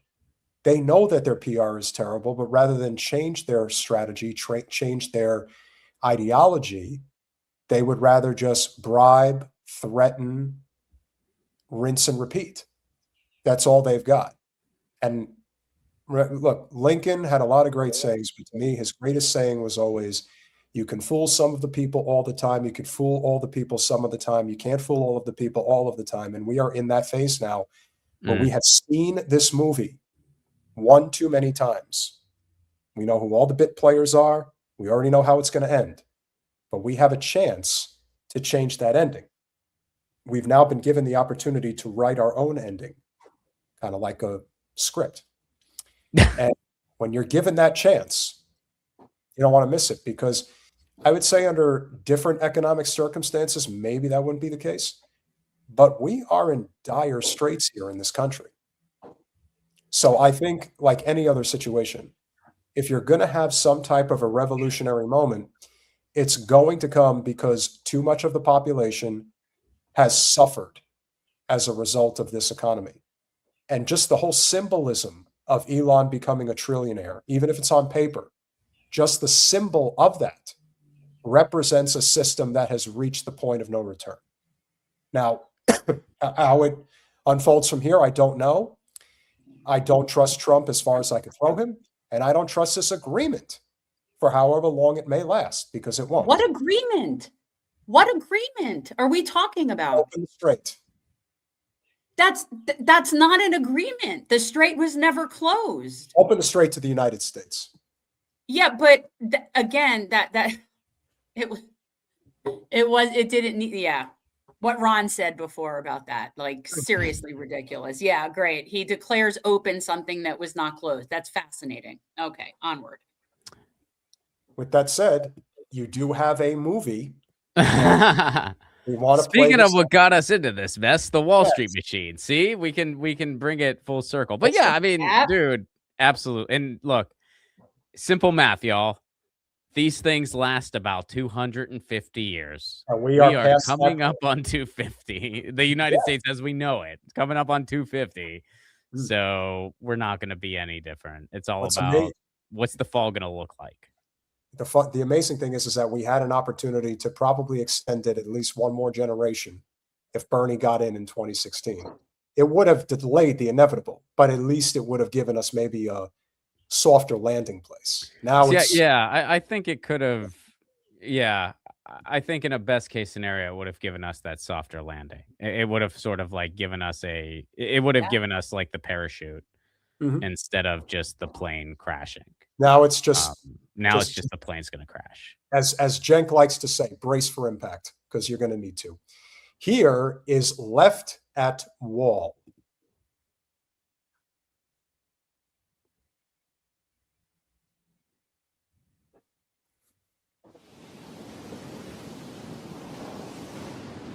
So you must want to talk about something if you came all the way here. What's up? I'm going to propose. No way. Certainly don't think of it as something where you kind of have to outdo what Tiffany and I did. We had such a big wedding because it means nothing to us. You know, her family has money. I have a ton of money. Don, can we not talk about money right now? Well, why else are you telling me this? Because you're my brother.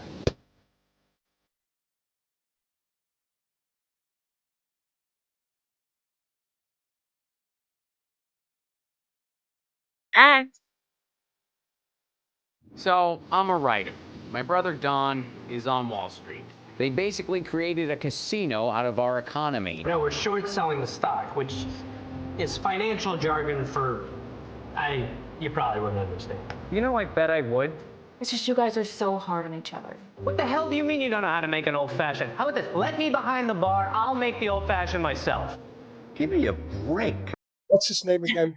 Eddie Pepitone. Eddie, oh, he's such a good. Yeah, Eddie's great, man. He's hilarious in it. Yeah, Absolutely. Eddie's great.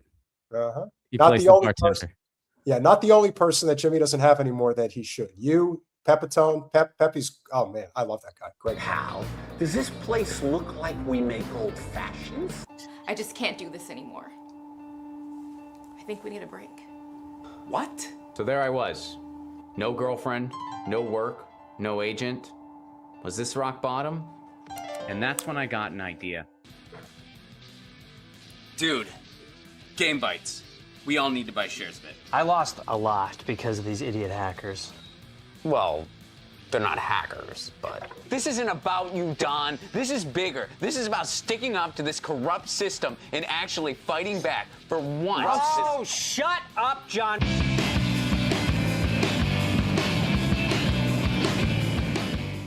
All right, so you have to tell me how many takes did you have to do for that scene just now? Oh, the This isn't about you. I'm telling you, I yeah. can see where you. This is were like, bigger. Yeah. It took us a couple. The funny part about that scene, like we really did shoot it, like just at like it was actually at our production assistant's house. Like she just let us use our house for that. So we literally were like in a yard, like shooting these scenes that were an intense argument between two feuding brothers. And at one point in a take, somebody yelled, because I don't think they realized what was going on, that we were shooting a movie or whatever. And they were I just was gonna like, put that up. It's an important question. oh, I'll answer it. Yeah, like somebody just yelled out. They were like, shut the fuck up. No one cares.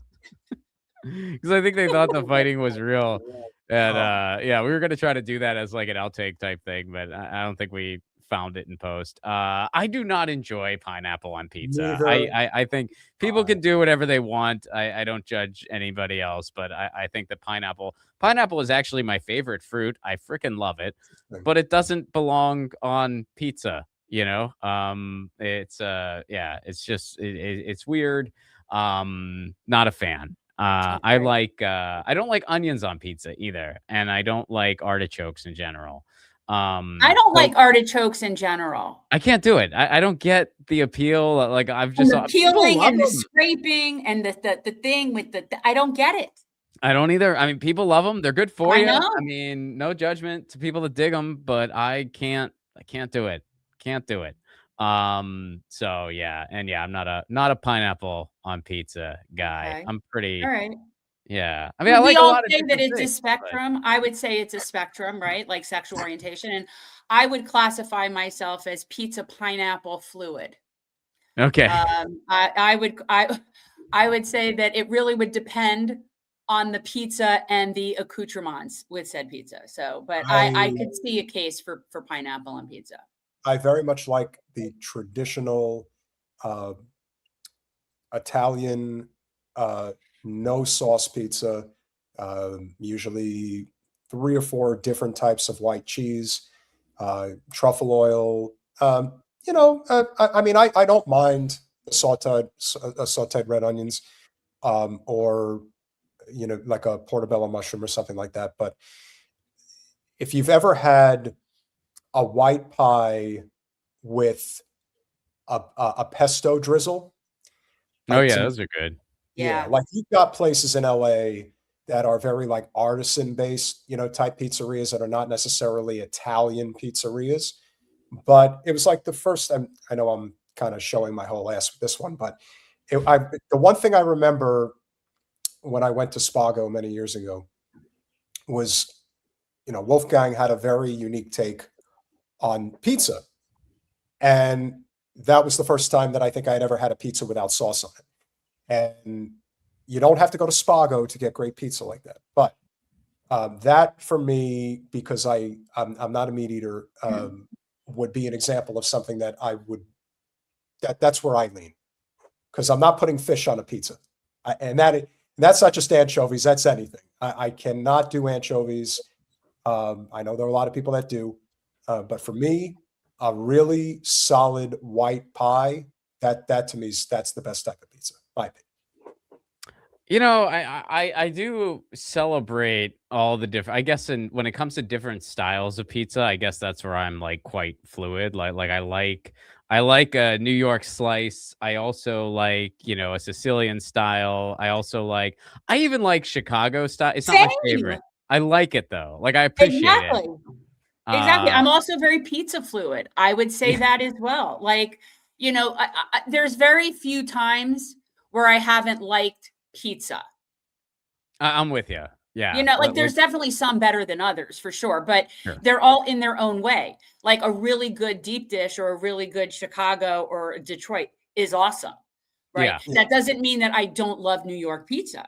An equal pizza lover. Like just basically bread with cheese is good. Seriously, just go. Just all right, go. now that's wrong. That's a bridge too far for me. That's Sorry. we're calling it on that one. You're challenging our fluidness. I mean, listen, I know there is some fucked up stuff in the Midwestern part of the United States, but that is just, well, I feel bad. I'm from Pittsburgh, and there's this like popular meme online where like one of the styles of pizza attributed to that area is this pizza that has like cold shredded cheese on top of it. And it's like it's a bit misleading because first of all, there's a bunch of places that do it now, but like back when I was growing up, there was one place that did that. Like it wasn't a common thing. It wasn't like, oh, this is how people in Western Pennsylvania have their pizza. Like it was like one place that did it, and it was actually quite good. I know it sounds weird and it looks weird, but it's actually quite good the way they did it. And then it's like been duplicated, and apparently all like the duplicates are like not as great. But yeah, it's not. Yeah, like it's sort of like an overhyped thing. And then of course there's the Altoona pizza that was made famous. Yeah, that was. Do you? I think that's kind of. Oh no, somebody put a pizza blanco. I don't know about Altoona pizza. But I'm happy to try no, that's all this moisture coming up out of the Gulf is going to push off to the east and hit Altoona. What is the Altoona pizza? So Ron? the Altoona pizza is, and I grew up in Western Pennsylvania. I've never had this in my life because it's literally only in Altoona because nobody else has much interest. Thank you for that, Teresa. I think the anti-fascist, yeah, I love it. I just want anti-fascist pasta to be a holiday in everywhere. But no, Altoona pizza is tomato sauce, a green pepper, and then melted American cheese on top, like a Kraft single slice on top. That's not for me. That's not for me. It didn't travel well, and yeah, they make it in like sheets, and they only sell it in Altoona. Not Sheets, the gas station, like Sheets, like baking sheets. But maybe they sell it at a local Sheets too. I don't know. But yeah, and it was made famous by. Well, there was that famous meme. I wish I could take credit for it, but I didn't write it. Someone else did. Like that went viral on the internet, but. When Luigi Mangione was captured in Altoona, they showed a picture of that pizza and they said, I think this entire town is just a hate crime against Italian Americans. Final thought. You know, I thought that was pretty funny. Like, well, okay, I can actually, from the sound of that pizza, I kind of agree. Like that does almost. I mean, if I were Italian, that does sort of sound offensive. I'm just saying. It's weird. I mean, yeah, it's definitely weird. I've never had it, so I don't know. Maybe it is tasty, but it's kind of weird. Final thought before you go. Jen obviously wanted to touch upon Mangione monetary theory tonight, so this is actually a pretty good opportunity to just kind of look at the situation in terms of not just him, but the sort of the symbol that Luigi represents as sort of the fall of this broken capitalist system. I mean, I think he is somewhat of a symbol in that respect. What do you think? Oh, absolutely. Yeah, I mean, he is the the voice of the desperate, and he is the it's just like, oh well, we don't advocate violence. We don't. Well, what do you call what Brian Thompson was doing? Denying people care so that they die. Like that is also quite violent. So yeah, and I'm not 1000% convinced Luigi did it. I'm not. I'm not 100% convinced of that. I do think if he did do it, he wanted to get caught. But there's just too many things that I think don't add up that I think they wanted to just, pin it on somebody. So yeah, I'm not totally convinced he's even the guy. No, I'm not convinced he's the guy, but if he is, I still don't care. And No, I feel you, but I'm not convinced. Doesn't matter to me. I think his lawyer is brilliant. I love watching her.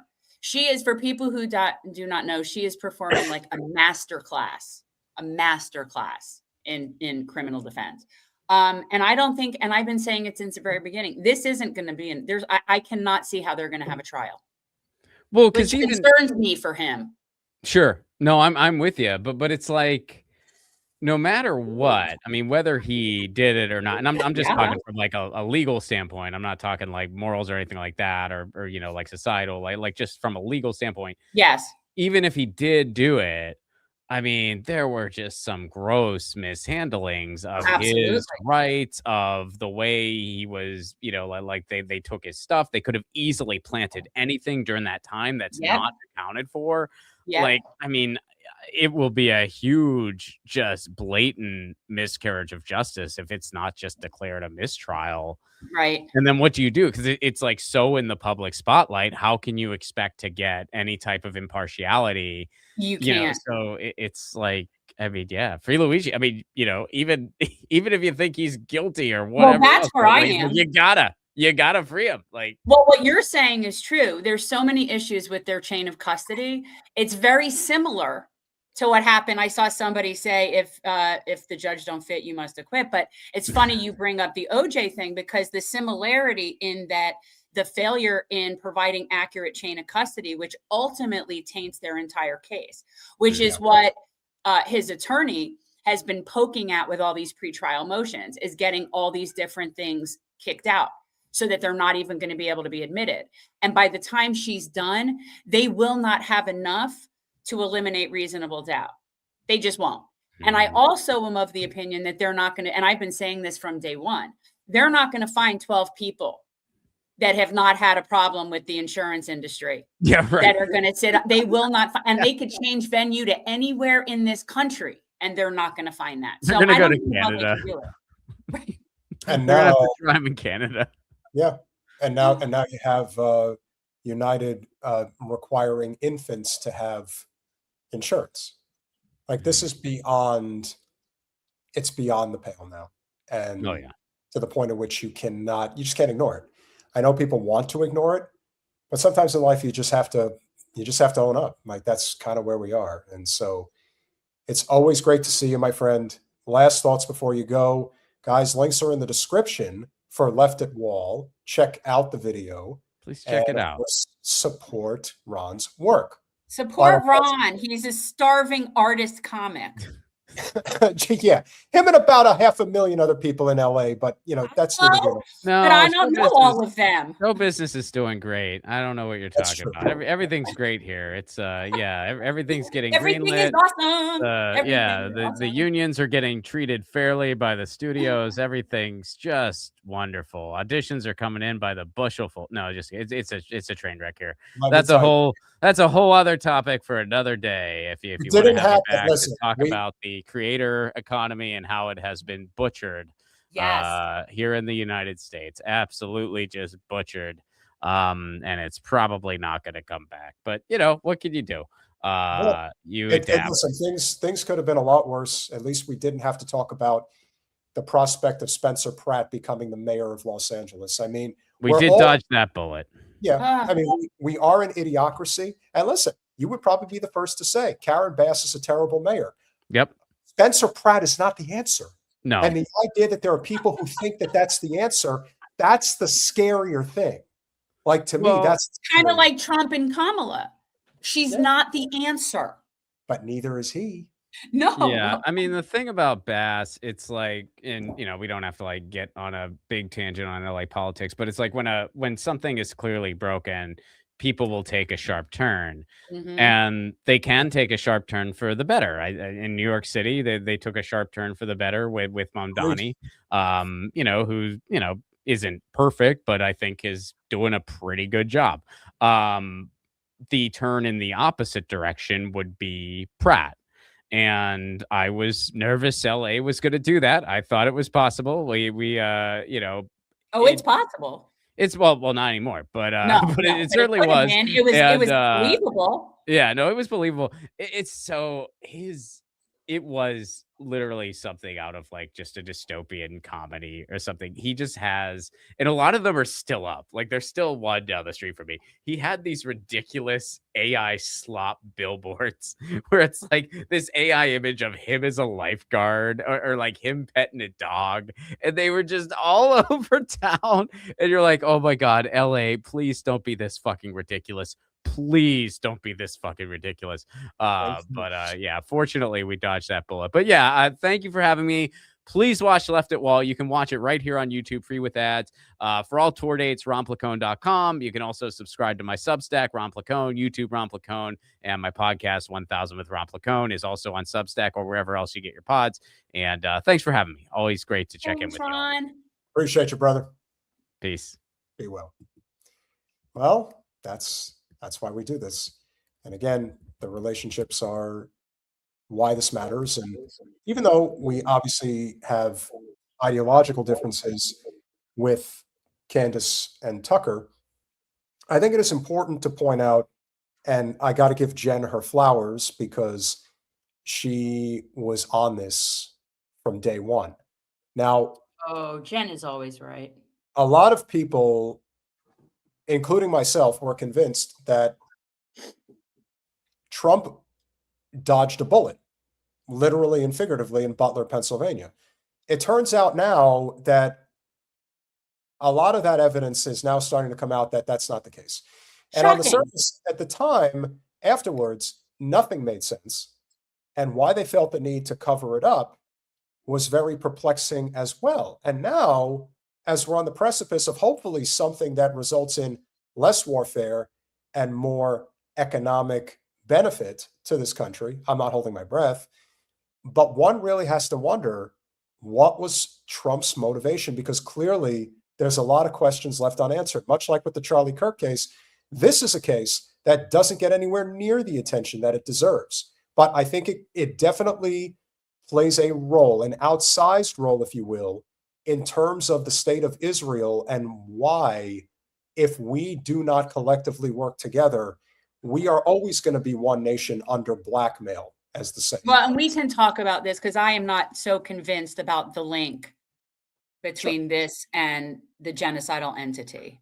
Here's Candace. The position that something is very wrong with Butler.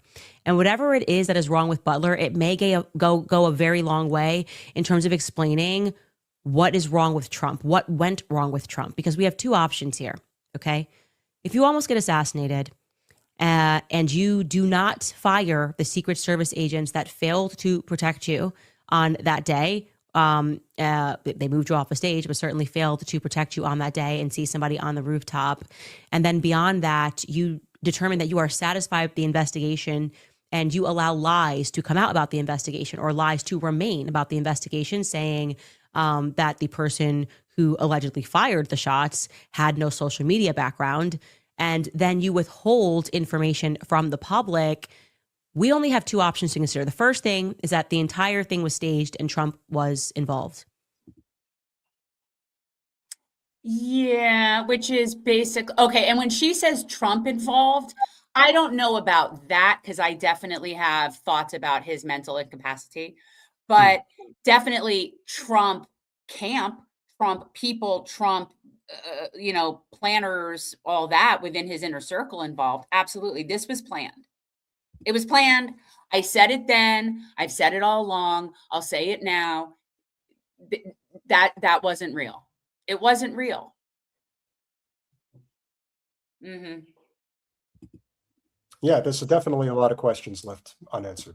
Trump knew it was going to happen, and he allowed the entire assassination attempt to take place, thereby thrusting him into this category where all of us went, oh, there must have been a reason that God saved him. I'm not inclined to believe that option, okay? The second option is that it was a real assassination attempt. It actually had nothing to do with the person that it was blamed on. And Trump did escape with his life, and it was a warning. Do not ever do, well, whatever it is, like a gangster sort of warning. And I am inclined to believe that that is what happened. This would completely transform Trump. It would make him obey. It's like a gangster. Basically, you take money from a gangster, you take hundreds of millions of dollars from a gangster, they fire a warning shot, maybe because, you willy-nilly said in front of Charlie Kirk and Andrew Colvett that you were going to take somebody's money and then F them over, not knowing that information got back to some people. And you escaped with your life. And after that, you just did whatever these people said. Thoughts, Jen? Well, I've been saying from the beginning, I think this is an op. And as far as people buying into it, people are going to believe whatever they want to believe. They needed to make him look more heroic. And that's always good PR move. Always good PR move. So that's what they were thinking. I mean, what else is there to say? The way the photo op was staged, the way all of it was done. I said in the very beginning with this, the fact that the Secret Service didn't check rooftops, that's just silly. That's really silly. Yes, it was. Oh, I don't mean that it didn't happen. Oh, I know that it happened and somebody got dead. I am very aware of that. What I'm saying is that there was never a threat to Trump. They don't care who's collateral damage. That's irrelevant. Oh, absolutely not. No. That doesn't even get taken into consideration. Oh, I agree. I'm just thinking here because I believe Tucker is telling the truth. And Dan's entire face and demeanor and panic and yelling and threatening to fight signals to me that Tucker is telling the truth, that Tucker told him on the phone that it was Trump himself that shut down this investigation. Okay. That is what is being reflected to me in the worst poker face that I've ever seen in Dan Bongino. He can't even think rationally. He's just angry and wants to fight because he's been exposed. Okay. And what has Dan Bongino been up to this weekend, Jen? It's funny you should ask. Dan Bongino, asking about Dan Bongino. Dan Bongino was busy doing a sit-down interview with Ed Galrine. Can't make this up. So what is Candace referring to when she's talking about Tucker Carlson?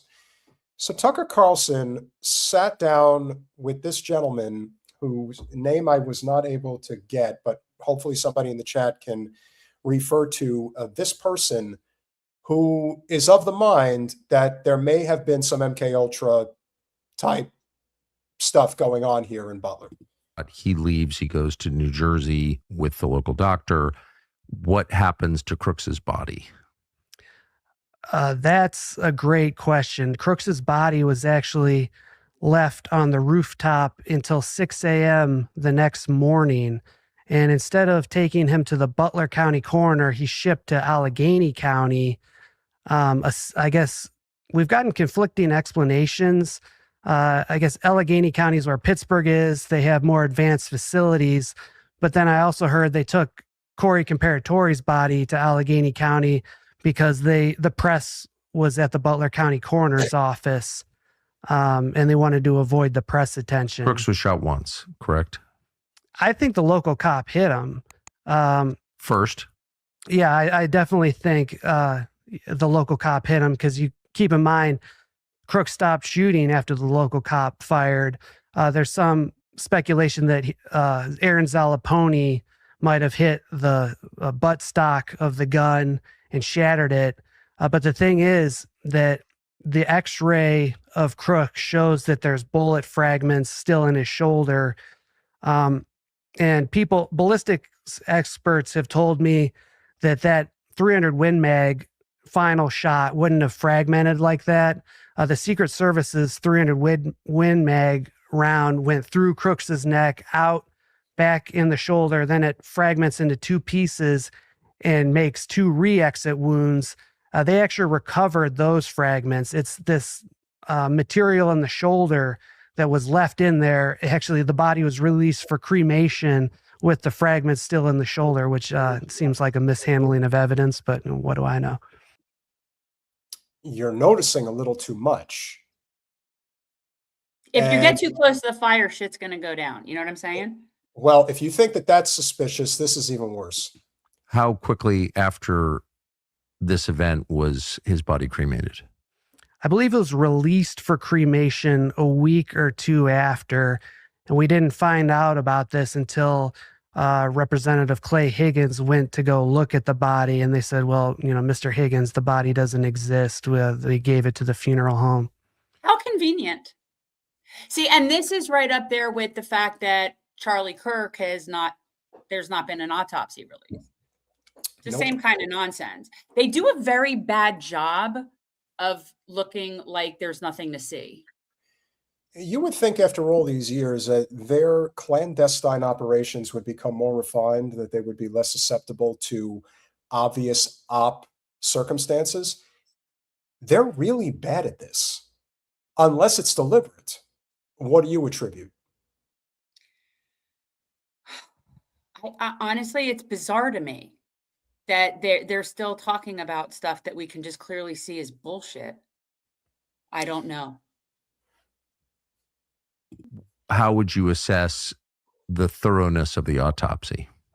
Well, the medical examiner who did the autopsy insists that Aaron Zalaponi didn't hit Crooks, which I just think all the evidence points to the contrary. Not only the bullet fragments, but reason would dictate that the shot did something because he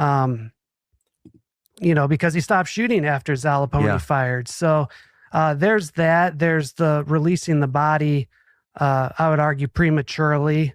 But the biggest question I have is about this toxicology report, which I obtained, which, by the way, obtaining this report was kind of a, I guess, interesting story, at least to me in itself, because this was kind of my first big scoop in late 2024 when I got these documents.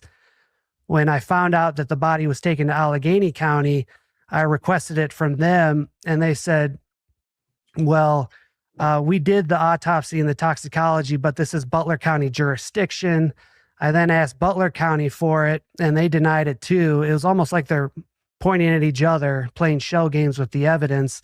I went through a couple month long legal battle to get these documents, and then actually got them in early October and put them up on our website, Headline USA. So that was a big scoop, but I didn't think much of the documents.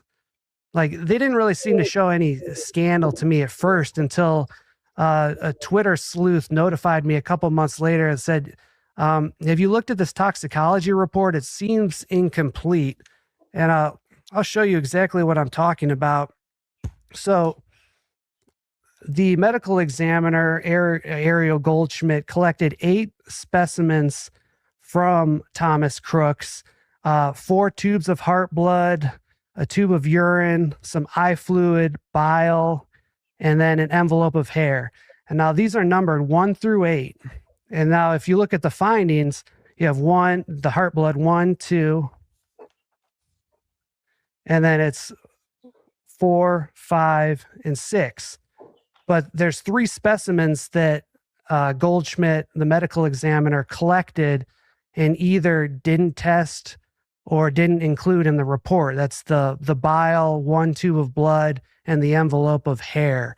So I don't know what to make of it again, but these samples, you could argue they would have shown evidence of some kind of perhaps psychotropic drug use. I don't know. Anytime you're doing an autopsy and evidence is withheld, it means, by definition, that there is a cover-up in play. Yes. That's the whole point. That's why I never believed any of this in the first place. Because it's ridiculous. Now, what conclusion this comes to, I don't know.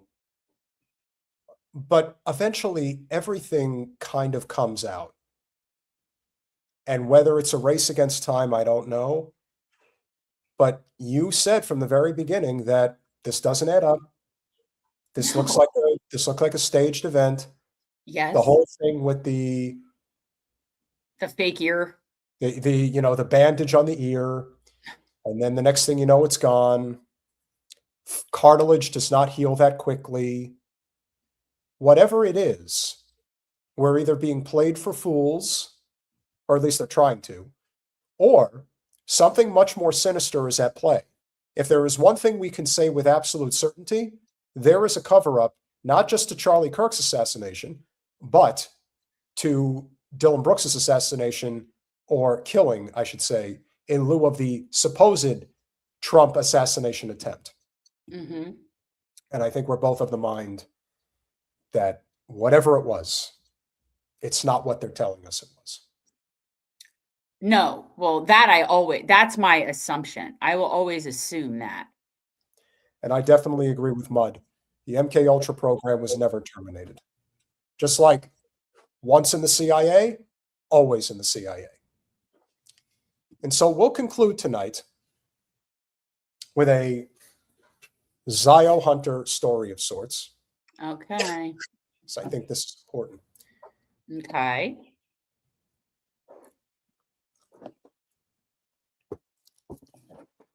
I assume a lot of you have heard about this viral story regarding Austin Franco, the Cornell student who has refused or had refused to work for a Jewish person.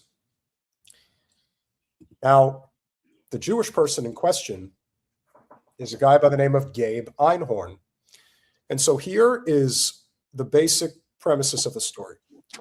Cornell student Austin Franco was doxxed by Jewish business leaders after saying he didn't want to work for a Jew, following 3 outreach attempts from an NYC startup.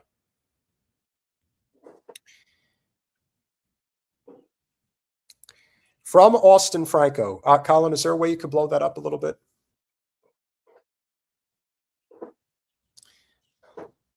I was stating why I was not interested after you had asked to interview 3 times. I found out you were Jewish after the fact. My experiences with Jews have not been pleasant, both in person and online. This is not to say I haven't had positive experiences, but on the aggregate, that is not the case. Obviously, the reactions by your community only serves to further prove my point and indicate your post on X was not done in good faith. I am sure that if you indicated you didn't want to work for someone who was white or Christian, this would not have blown up to the capacity it has here today, nor would you have been intimated as I have been. Additionally, even supposing none of this were to happen, your actions here today clearly demonstrate a level of immaturity and possibly insecurity, which I wouldn't expect of a 24-year-old self-proclaimed entrepreneur. Given that I have been doxxed and intimidated by your community, including having my personal life investigated for no other reason than a single comment, I can't imagine any reasonable person not coming to a similar conclusion per the post above. After one of the co-founders, Gabe Einhorn, posted Franco's reply with his last name blocked out, Franco was quickly identified. Einhorn said he did not want to ruin his life, but wanted to raise awareness of anti-Semitism. Franco, in a now deleted post, said that in his personal and professional experience, Jews were tribalistic and vengeful. and tended to ruin and bully others who opposed them. Franco stated, I am sure that if you indicated you didn't want to work with someone who was white or Christian, this would not have blown up. So, what is the issue at bar here? What does this stem from? Who is this Gabe Einhorn that so desperately wanted Austin Franco to come work for him? Colin, if you would, please.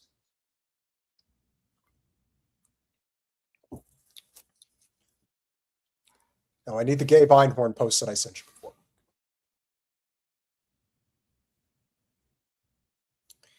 My name is Gabe Einhorn.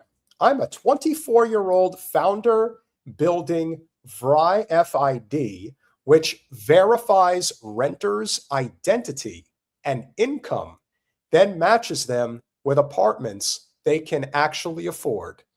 For landlords, this helps them fill units faster, increase occupancy, and raise NOI. I posted last week about an anti-Semitic incident, and since then, it has blown up everywhere. Social media is flooded with people who hate Jews, and their only goal is to try to destroy us, as you see below. This guy just wants to destroy my business and take down any Jewish person. Thank God there are many good people out there who have been supporting me and who are standing up to the hate.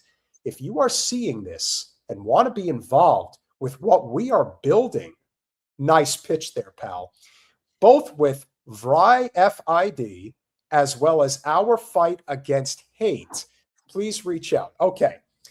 There are so many layers to this, and I'm going to let you have a crack at this first because I'm going to talk about the real estate angle of this. Jen, are you speaking of in general the whole bullying aspect of that this entire interaction proves the kid's point in the first place? Oh, well, you could start with that one. I'm going to talk about what an absolutely dystopian business this guy is making God knows what type of money off of, that his father started the company, and he likes to claim that he's the guy who does it. You see, he subtly let out in one of the snippets, which we're not going to listen to because his voice will make you want to kill yourself. He indicates that he went into business with his brother and father. In other words, he went into business with his very wealthy father, and he is now an entrepreneur of. I don't need to dig in to tell you guys how this goes down. These are Zionist Jews that reside in Teaneck, New Jersey, one of the wealthiest suburbs in New Jersey, and an enclave, not only for Zionist Jews, but also an enclave for land sales in Gaza.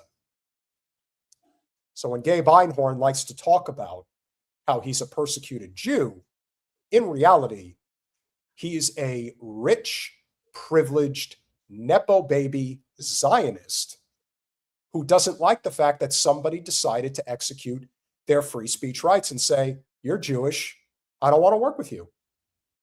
Jen, would you care to comment on this? Well, I mean, this is their same old playbook. This is just more of the same shit they've been doing. Their whole thing is to just dox everybody who dares to, challenge them. So it's just more of the same shit. So, I mean, at this point, I am kind of, I feel like I've run out of commentary about the same things over and over again. And David Hunter brings up a very good point. And Colin, could you scroll down a little bit, please?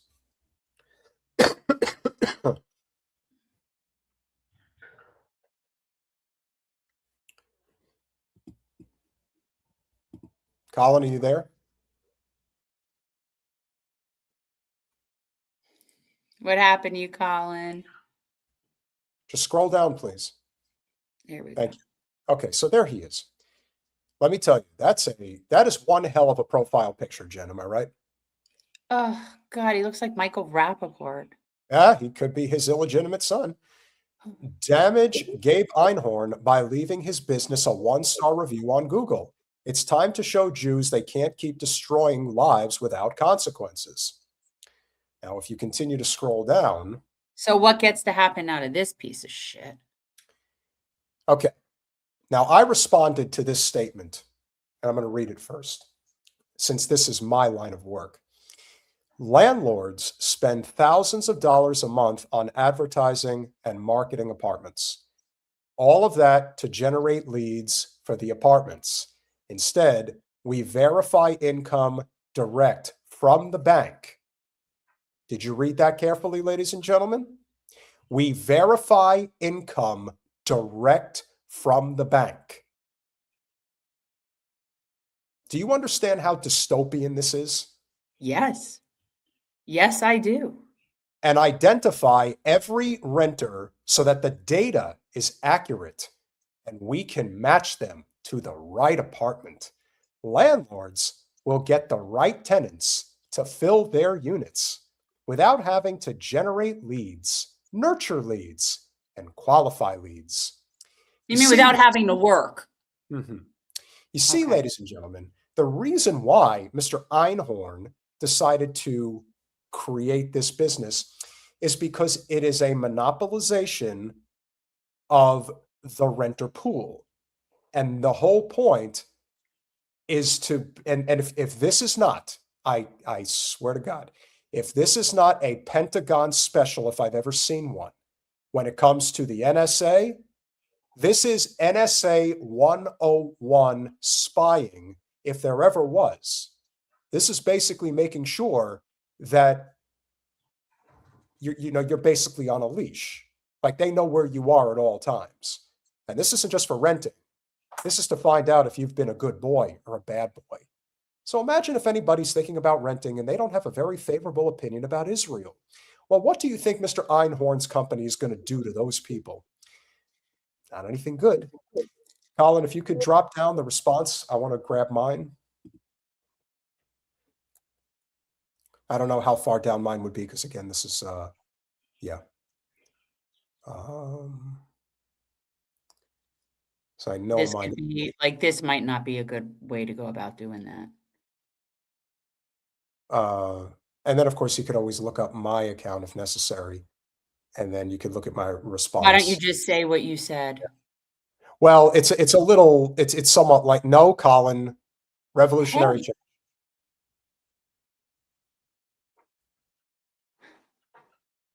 Okay, so go to replies. All right, there it is. Keep going. You had it. Yeah. Okay. So I said, as a landlord, you don't know what the fuck you're talking about.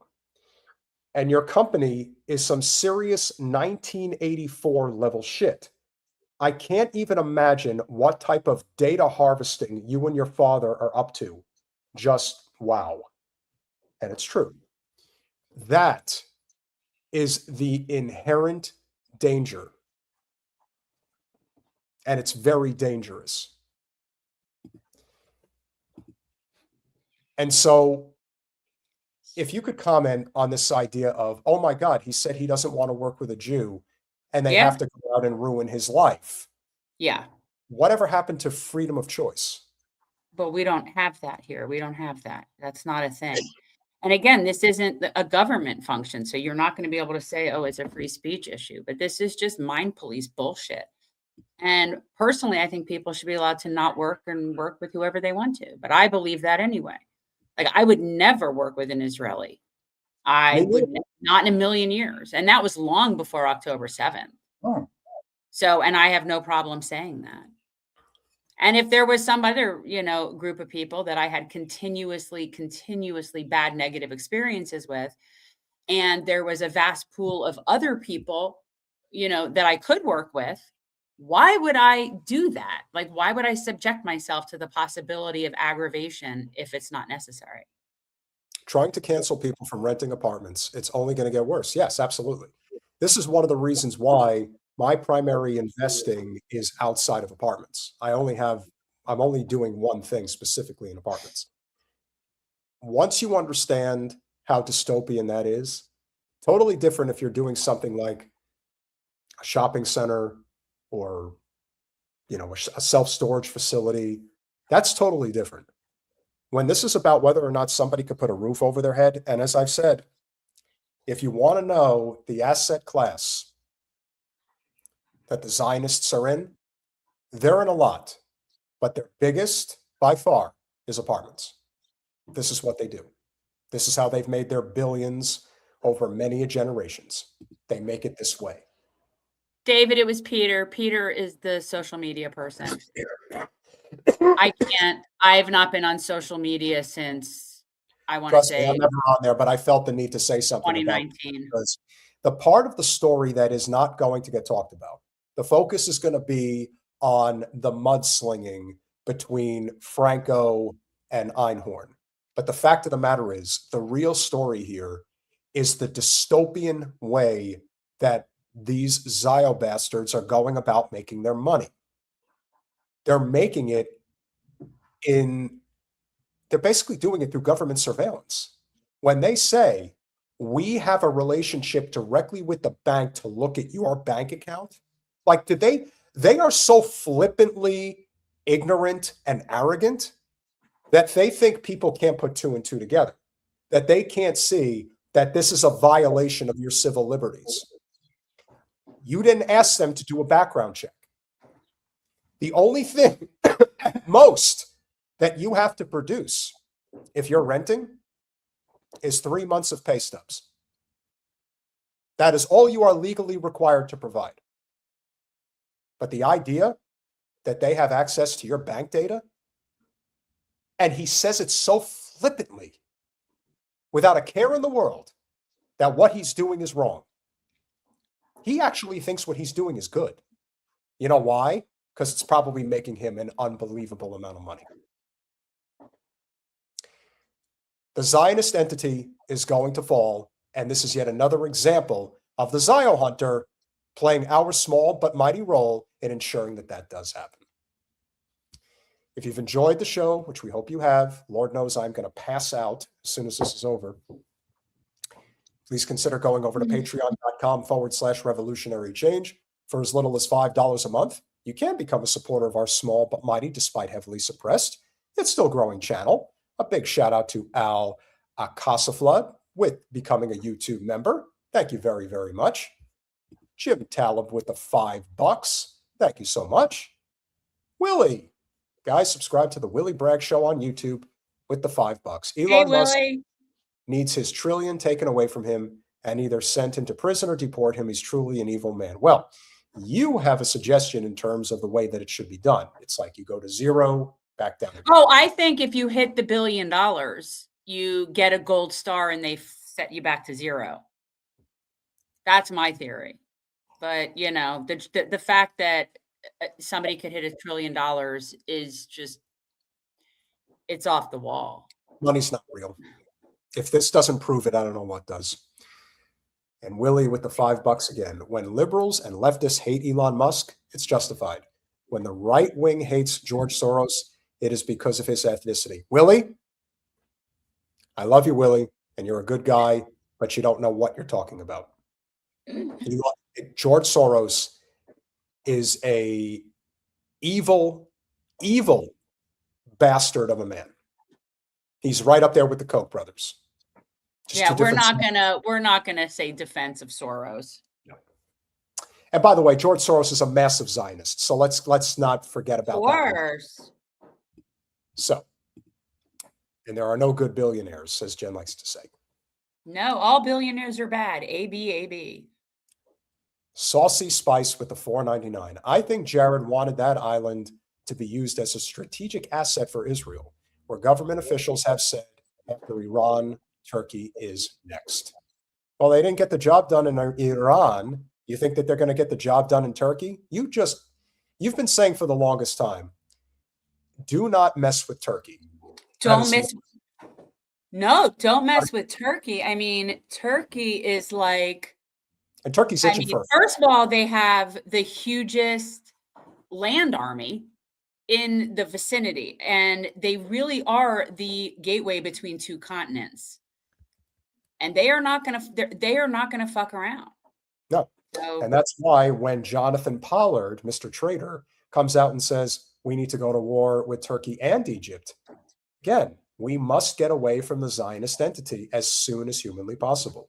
And finally, Dr. MK Ultra, perfect name to end the night, with the 5 pound with the 5 pounds. Like Caligula, Trump will make his horse caddy a senator. I don't want to give Trump any ideas that he already doesn't need to be thinking about, but the level of idiocracy that we have succumbed to, oh my God, is pretty bad. It's pretty bad. With that being said, I don't know. It's funny. Clearly, I'm not as congested as I have been, but right now the cold is basically here, like it's in the cranium. So it's like this heaviness, like Rodney Dangerfield used to talk about heaviness. Well, the heaviness is in the head. And that's where it's at right now. It's just like sitting there.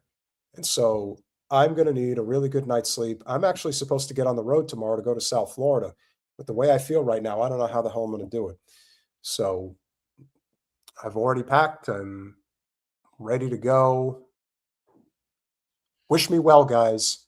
I'm going to need. Well, you decided to move up to the middle of nowhere, So did you. Floribama.